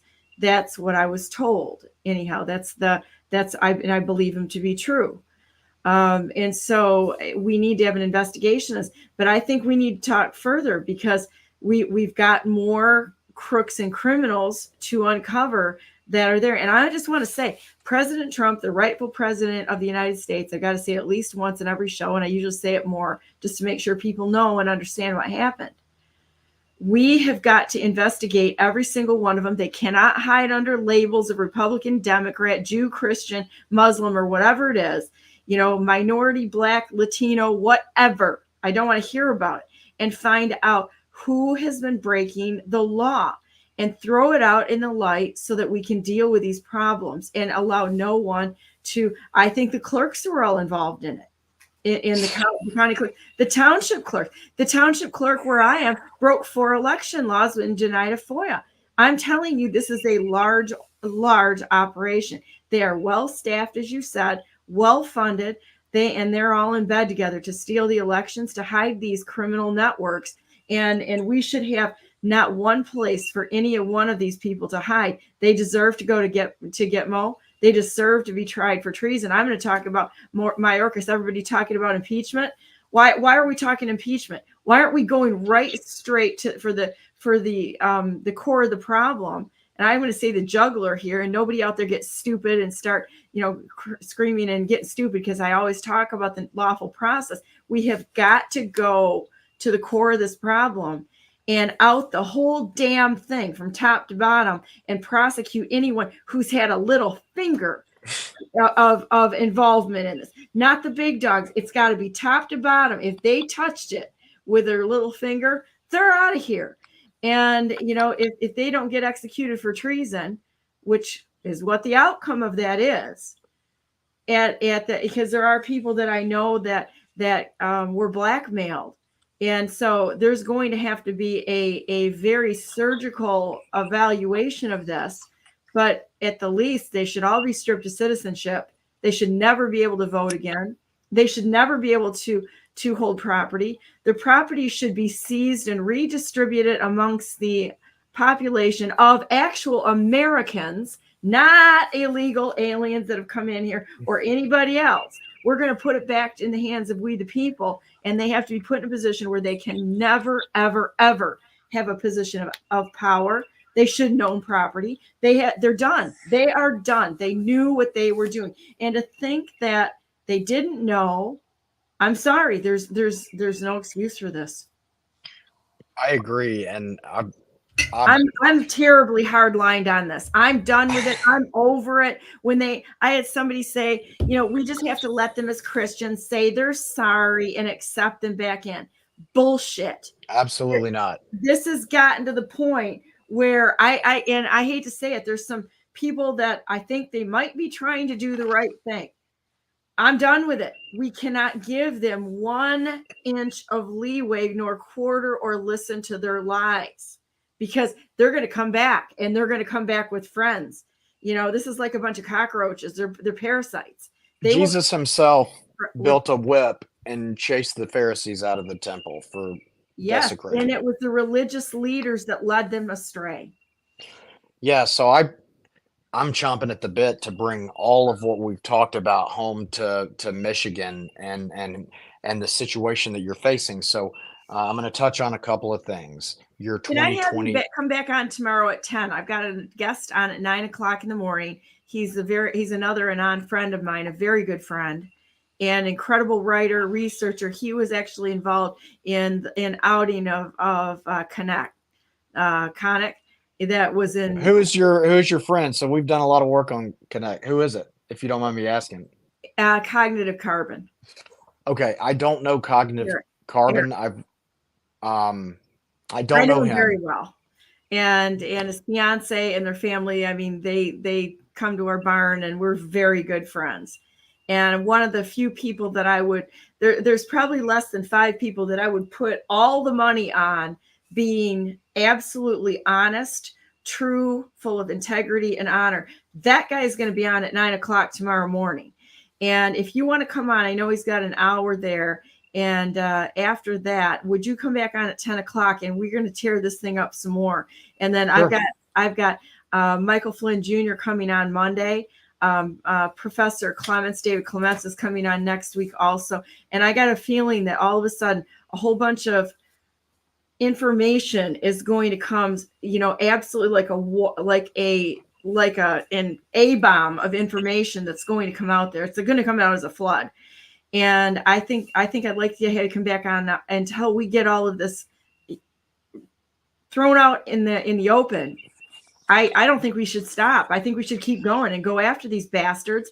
And anybody that's willing to say that and say there's going to be no mercy given, blind mercy given to these people that broke the law.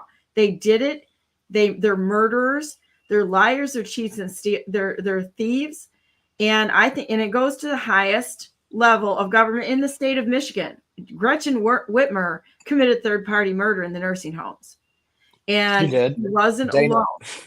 Dana Nessel possibly committed first-degree murder of Samantha Wohl, and this This is the last thing I want to say before I want to make sure I get this into your viewers before we wrap for the day. So in Michigan, two things that were paramount, one of which came out just maybe 5 or 6 days ago, the Dominion emails from Paulus and Serbia, the Serbian involvement in this. Serbia, correct. And then you mentioned the fraudulent voter registrations with Dana Nessel. So the day before, Dana Nessel conceded those. Okay, it was probably between 8,000 and 10,000, which we know whatever they concede, it's 10 times worse than what the reality is. So expect probably north of 100,000 or more fraudulent registrations, and we know this from what we've seen in other states on a consistent basis, especially for states that use third-party voter registration platforms like ERIC. But she conceded that the day after a group of people that I work with, so our team, put out a network forensics report showing not only vulnerabilities in Michigan's elections network, but exploitations that have been taken care of and taken advantage of, I should say. And they weren't any kind of like worried about being covert, it seems, because through a platform called Motigo, we can basically capture all of the relevant data points of a domain name server, an IP address, a VPN, ASN,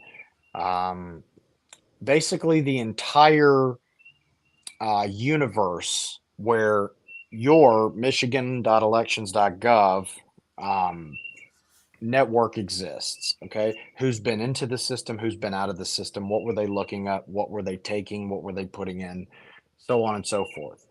Well, two of the exploits that we found through a platform called Alien Vault were "'Tis the Season to Hack Michigan Elections" and "MI Voter Hack." And then another one was Auto Backdoor.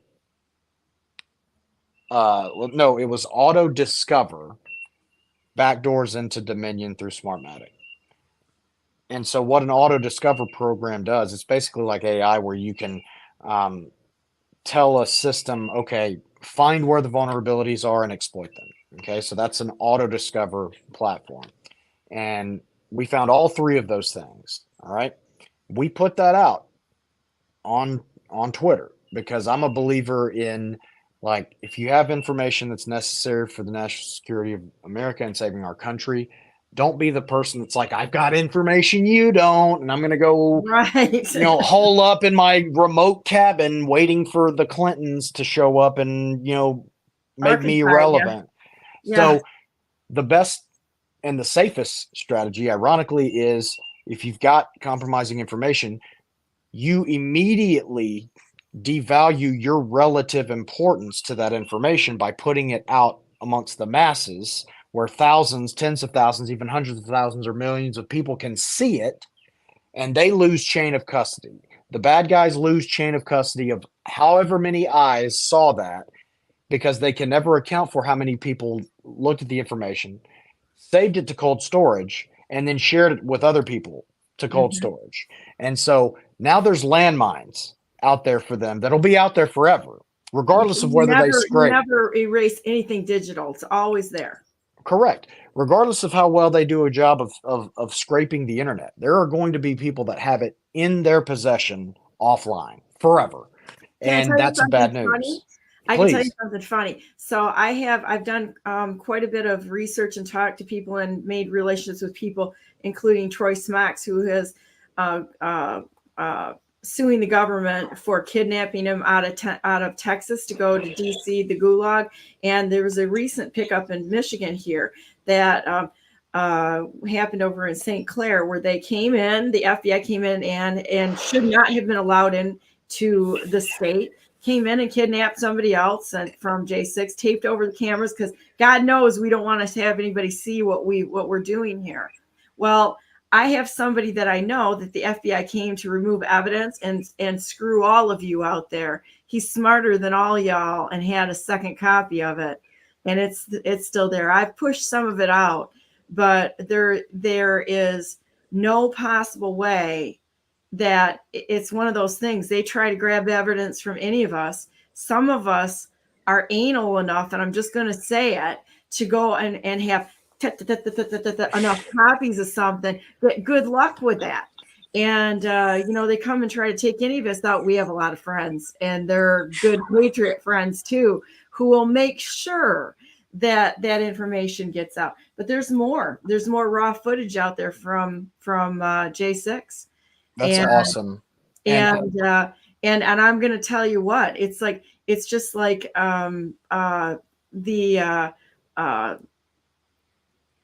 the guy that was dressed up. I can't think of his name. Jacob Chansley. Jacob Chansley. Yeah. And he was exonerated on Tucker because it's clear he had video where he was telling people to go home after President Trump said to go home, and that he was backing the police. So everything that happened to him is a lie. What happened to most of these people, all of them, I'm going to say all of them, they just unlawfully imprisoned Americans. They are prisoners of war of a foreign government at this point in time, because they don't even have Americans guarding the Gulag. It's all foreigners that are guarding this. This is straight up in our face. Screw you, America, by an unlawful government that is taken over the United States with the help of the CIA and Mossad, with agents within our nation. Make no mistake, this is what's happened here. And I've got something. You'll think this is pretty funny. I don't usually put this on camera, but I think it's funny. Somebody made something. There you go. You want to talk about it? There's the unicorn. I love that. Unicorn. And just to all of them out there that have broken the law and that have imprisoned Americans, that have literally waged war upon America from within, and they're guilty as hell, and every one of them needs to be tried for treason and hung. I agree. And the last thing that I want to put out there that kind of like ties all of this with a bow. So, we talked about these private shadow governments, K2 and Kroll and other fixer organizations. Well, on the emails that were just released 5 days ago from John Paulos, the Dominion CEO, right? The context on those emails ties everything in and further corroborates what I'm saying. So you mentioned Serbia Broadband. There's another organization that you and your viewers need to become incredibly familiar with for everything, for J6 and for the stolen election, and that's KKR. So KKR, all right? So the context for the email. So Dominion operatives in Serbia are infiltrating the Michigan network and flipping votes and fucking with the election's results. And white hat operatives in the United States and abroad not only figured out they were doing this, they figured out who they were, they figured out their names, they looked them up, and they found their pictures. And they began posting the pictures of these people who were hacking into your systems in Michigan. And those Serbian operatives were freaking out and losing their shit, saying help us. We don't feel comfortable now. Yeah, we're happy to steal an election if that's what you want us to do. But They know who we are. They're putting our faces out there. So that's what Goran Obradovich conveys to John Paulos about the situation. John Paulos, in his reply, says, in the interest of security, Mike McGee is handling this with K2. And I'm thinking to myself, no way did he just make a K2 reference. And to wrap it all up, copied on that email was Dominion at HamiltonPS.com. And for those who don't know who HamiltonPS.com is, that is Hamilton Place Strategies. And it just so happens through a coincidence. There are no coincidences. It just so happens through a huge coincidence that Nancy Pelosi's top aide and personal assistant is a partner at Hamilton Place Strategies. And then how I just mentioned KKR and the mouthpieces, KKR owns the Serbian broadband, or they did. They acquired it from Union Group. And then, oh, by the way, Cassidy Hutchinson, who wants us to believe that Trump reached across from the back seat of the beast and grabbed the fucking steering wheel on January 6th, Cassidy Hutchinson got a sweet book deal from Simon & Schuster. Probably made gazillions of dollars to go up there in front of the January 6th committee, perpetuate all their bullshit, and gets a book deal on the back end of it. And it just so happens Simon & Schuster is wholly owned by KKR. So when this all shakes out, what you're going to realize is that the whole J6, the Stephen D. Antoine Michigan Fednapping, and the stolen elections in 2020 and 2022 are going to come down to the organizations that you've never heard of. The KKRs, the K2s, the Krolls, the Defense Intelligence Agencies, the Israeli operatives that are embedded in damn near every lever of our government. Those are the people that are the reason why J6ers are still in their situations today. And I'm telling you now, if I have to do it myself, I am going to burn down the entire January 6th racket that has been weaponized against conservatives. I think you're going to have a lot of people that'll stand with you on this, and I'm all in on that too, because this is wrong. Everything that happened around J6, and I had a bunch of friends that were terribly hurt by it. It was up close and personal. This was wrong. And, we look at Yogananda Pittman and some of the other people that were involved in this. This is definitely talk about a repeat. She's over in I think she's at Berkeley when they had the attacks against the Jewish students there. I wonder why that is. It's like, I mean, look at all the connected people. And I mean, we can go through this. I'm going to throw some bugs in your ears here when we get off, because I've got some more questions. I've got questions about Betsy DeVos. She resigns the day after J6 and gives Pence $22 million, Republican Pence. And we'll talk about that tomorrow. We can go down all of these rabbit trails and figure this all out, and then demand justice for Americans. And I hope everybody out there takes this very seriously, because I'm going to charge you all with the duty. Please get this stuff, all of the stuff that Jonathan's talking about. Don't try to create your own little brand out there and take his work and steal it and try to further divide the effort so that somebody else is going to hijack you. That's what's going to happen, because we've watched that method happen over and over again. Somebody decides they want to be the new guru, so they grab somebody else's information and they leave that person out. I know it's happened to Peter. I know it's happened to Chris Kyla. I know it's happened to Scott Ogney with the Locust Standing and some of the people there that people try to muscle in and destroy the efforts. Don't do it, because we're going to call you out. But I'm going to tell you what, this stuff with Jonathan needs to get out there, and I am committed to whatever it is to make sure that you get in front of as many people as possible to hear the work that you've done and that we can run forward together writing these things that are wrong. You know, you need an army of digital soldiers behind you. So there's your homework for the day, everybody. Get this stuff out there, and let's get this information in people's hands so they know how criminal, how absolutely rogue our government is right now, and the people involved in it who have torn down and are in process of tearing down the United States of America.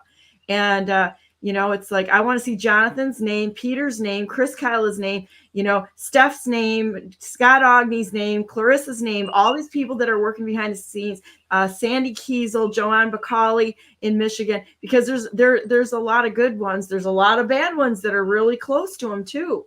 But we need to have discernment and help them, not try to usurp them and make money off of them or whatever it is. Just stop it. We've seen enough of that. Certainly, everyone who's an Anon has seen this for, I don't know, at least 7 or 8 years or 20 years or 50 years or whatever it is.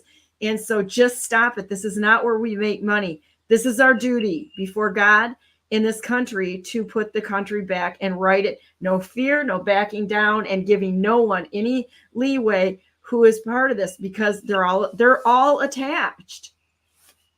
I can't wait to see Nessel. I can't wait to see Knuckles and Whitmer. She's in it. She's in it big time, and Benson. But it goes further. The entire legislature is in on it, because they were the ones that had to approve, or they used their excuse to pass it on to, in Michigan, Jonathan Brader, director of Board of Elections, who told all the clerks to destroy evidence, passed it on to pass the buck. It's always pass the buck. And then they clean up after each other and manipulate the data. Yeah, it's a clearly coordinated racket, and we're going to have to leverage other crimes that they've committed to get them to like a murder of Samantha Woll that in my opinion, Dana Nessel will be implicated in. Samantha Woll, for those who don't know, was the president of the synagogue in Detroit, was one of the senior campaign staffers for Dana Nessel's 2022 campaign, was stabbed to death just steps from her front door. But wrapping up, we also have identified the pipe bomber. We know who that is. I have some great people that I get the privilege of working with. That information has been passed up the chain. I think you mentioned Ivan Raiklin earlier. I love Ivan, the deep state marauder. He's amazing. Yeah, we sent that, one of our people sent that information to him discreetly. And so I would immediately give them a shout out and name them had they not requested anonymity.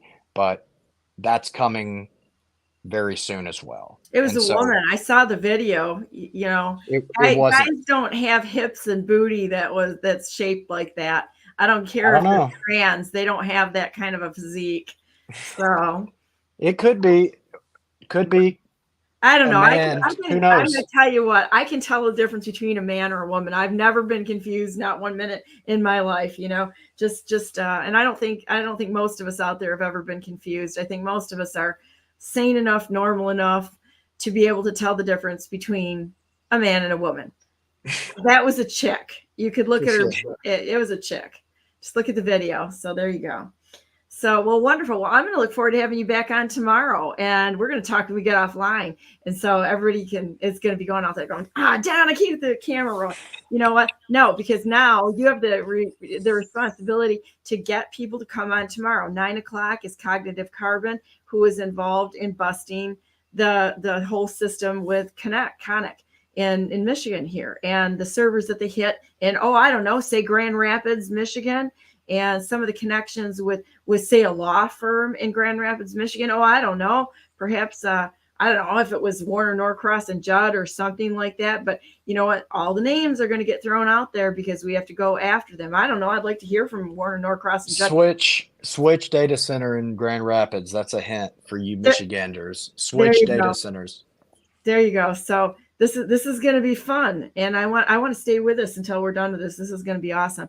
So with that said, we're going to end this with a prayer. We always end it with a prayer, because I really firmly believe that it's God Almighty who is walking us out of captivity by some very evil people.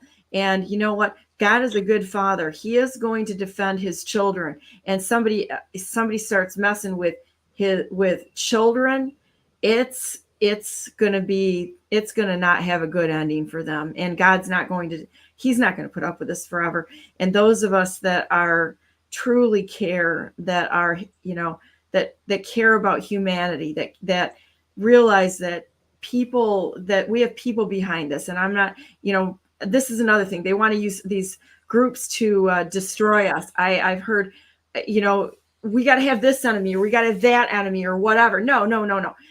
These groups are not enemies of anybody. Maybe there's people in it that are, but we have people in different groups that are certainly hurting, that we need to reach out to, that are trying their best. And so we're going to get down to the brass tacks here and figure out who the criminals are. And they're not going to be able to hide behind any labels. And I'm going to pretty much guarantee you they're not going to be able to walk the streets at some point in time, because normal, God-fearing, red-blooded Americans are sick of their shit.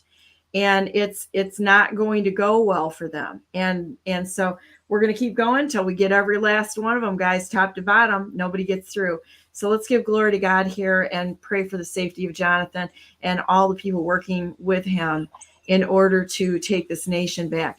Dear Heavenly Father, I'm so grateful that you've put this passion to find the truth inside of Jonathan, and to the point where he's given every minute of his time, his effort into bringing the truth forward. And I ask that your favor would rest mightily upon him and every single person he's working with Peter, with all the unsung heroes, with Ivan, with Tom Speciale, with all these people that are truly working with absolute selflessness for this nation, for your world. It's not about the money. It's about taking the nation back. And I thank you so much for giving us these brave patriots, these warriors, these children and men and women of God who serve you with every minute, every day of their lives, with every breath that they take, to defend, to protect, and to certainly leave a legacy for the children of this nation and this world.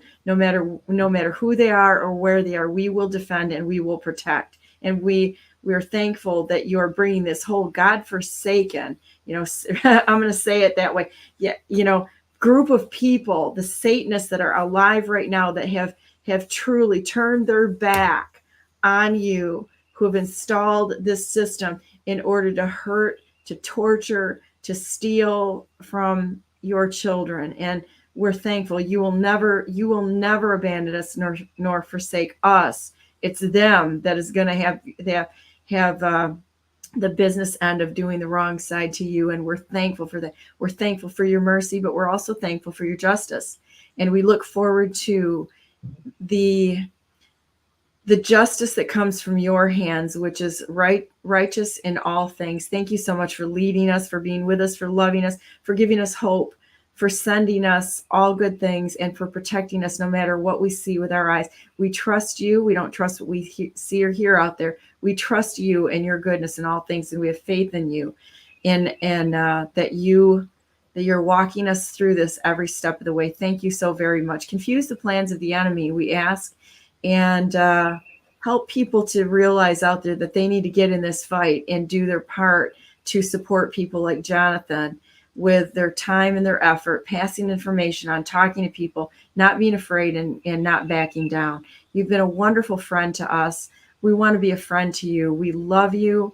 And we just can't say thank you enough for everything you've done for us and that you're doing for us. In the name of Jesus Christ, we pray. Amen. Amen. There you go. I don't always have the right words. I just, like you, I just jump in and do what I can, to be helpful. So thank you so much for being on here. You're Truth Social. You're on Truth Social because X, though they say they don't censor, they are. They're censoring, aren't they? Yeah, unfortunately. Big time. But I've got some good people around me that are gracious enough to take the things that I'm posting on Truth and then copy and paste them and give me a shout out on Twitter X, because at the end of the day, it's about getting the information as much reach as necessary to get it in front of the right eyes so that it'll not only wake up the masses, but it'll also get in front of those who are within reach of the levers of power that can actually help us take action, because that's what this is all about. If we see anybody, if I see anybody, and I'm going to ask everybody out there, if you see anybody stealing Jonathan's information and not giving him credit for what he does, come unglued on them, okay? And tell them to make it right. Now, some people make mistakes, and I can't say that I've always been perfect with sourcing things. I try to, and then I'm always thankful when somebody says, hey, you forgot the source on there, because sometimes I'm posting so quickly, and I know some people do that they post so quickly that they forget to give the sources out on it. But make sure that you give the source back, because the new information is going to come from Jonathan. People like myself and everybody else out there, we're talking to so many people trying to get them out and get the truth out there, that we may not be have the first knowledge or the first posting or the first new bit of information out there. We can try, but that doesn't mean that we're going to hit it 100%. So go to Jonathan's channel on Truth Social. It's Decent at DECENT, capital FI, capital JC, and give him a follow. Go and interact with him. Help him what he's getting out there, just like everybody else. Help them to the researchers and the investigators. Help them to get their information out there and get it in as many people's hands as possible. Thank you so very much. I appreciate you coming on today. And so this is part of the show. Go to BrandenburgForGovernor.com, because I'm the only one who has not conceded the 2022 election. Tudor Dixon, she was placed by Governor Whitmer. That's exactly how that went. Governor Whitmer called the Democrats to install Tudor Dixon. Her father is was behind a globalist company. They're all a bunch of globalists. I'm not kidding you. And so she was just another installation and a designated loser to lose that election. So there you go. Go there and pass the information on, because we're not going to stop fighting. Nobody here is going to lay down and just take it from these people. We are absolutely going to fight back and take this nation back. We're not asking for permission. We're going to do this. So with that said, don't lose heart. The minute you lose heart is when they're starting to get their meat hooks into you. You've got to decide, make a decision today that there is no backing out. There's no stop to this fight. We are in this until we win. And that's the only path forward for any of us. There's no fear. There's no cowering. There's no, okay, I feel a little down today. Sometimes that happens, but you're going to have to make it up your mind and get tough here and say, if they hit me, I am going to come back 1,000 times harder hitting back. It's not that we're going to stop. Not only are we not going to stop, we're going to come back 1,000 times harder and hit them harder. And one of these days, we're going to land the blow to these criminal organizations that they're not going to be able to get back up again. And that's the way it is. As long as we keep fighting, we fight together, we stand together. We are a family. We are the American family. And we're the family of God. There's no getting out of this. This is why we're here. He never promised us an easy life. That's not part of the deal. Part of the deal is that he chooses the toughest to be put in the toughest situation. You were born here at this time. Tag, you're it. So we're going to keep going forward together, and it's going to be a glorious journey. We'll meet people like Jonathan, becoming friends with people that it feels like you've known all your life, because we're on the same path to do the right thing. It's in our hearts. So with that said, God bless you all. God bless all those whom you love, and God bless America. Make it a great day. It's a choice. It starts here with mental toughness, our connection with God Almighty. He can do anything. We just got to follow him. And our hearts. Never lose your heart and your love for people, because it can become real easy to become cynical and hard. That's not the point. You go in and you just be a beast warrior to the people that have broken the law and have victimized people you love, our nation, God's children. Go in there with a steel resolve. But then when you see our family, pick them up, put an arm around them, let them know that you care. Sit down and pray with people. Look for those opportunities to help the people around you to stay. They're all over the place. You can't get away from them. There's so many.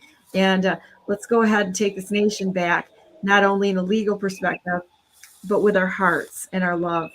You have a great day, and we'll be back on tomorrow. Stay on the line, Jonathan. I'm going to end this, and then we'll see you guys tomorrow. Spread the news. There's your homework. Spread it to every single person you know so that tomorrow we even have a bigger audience. Have a great day.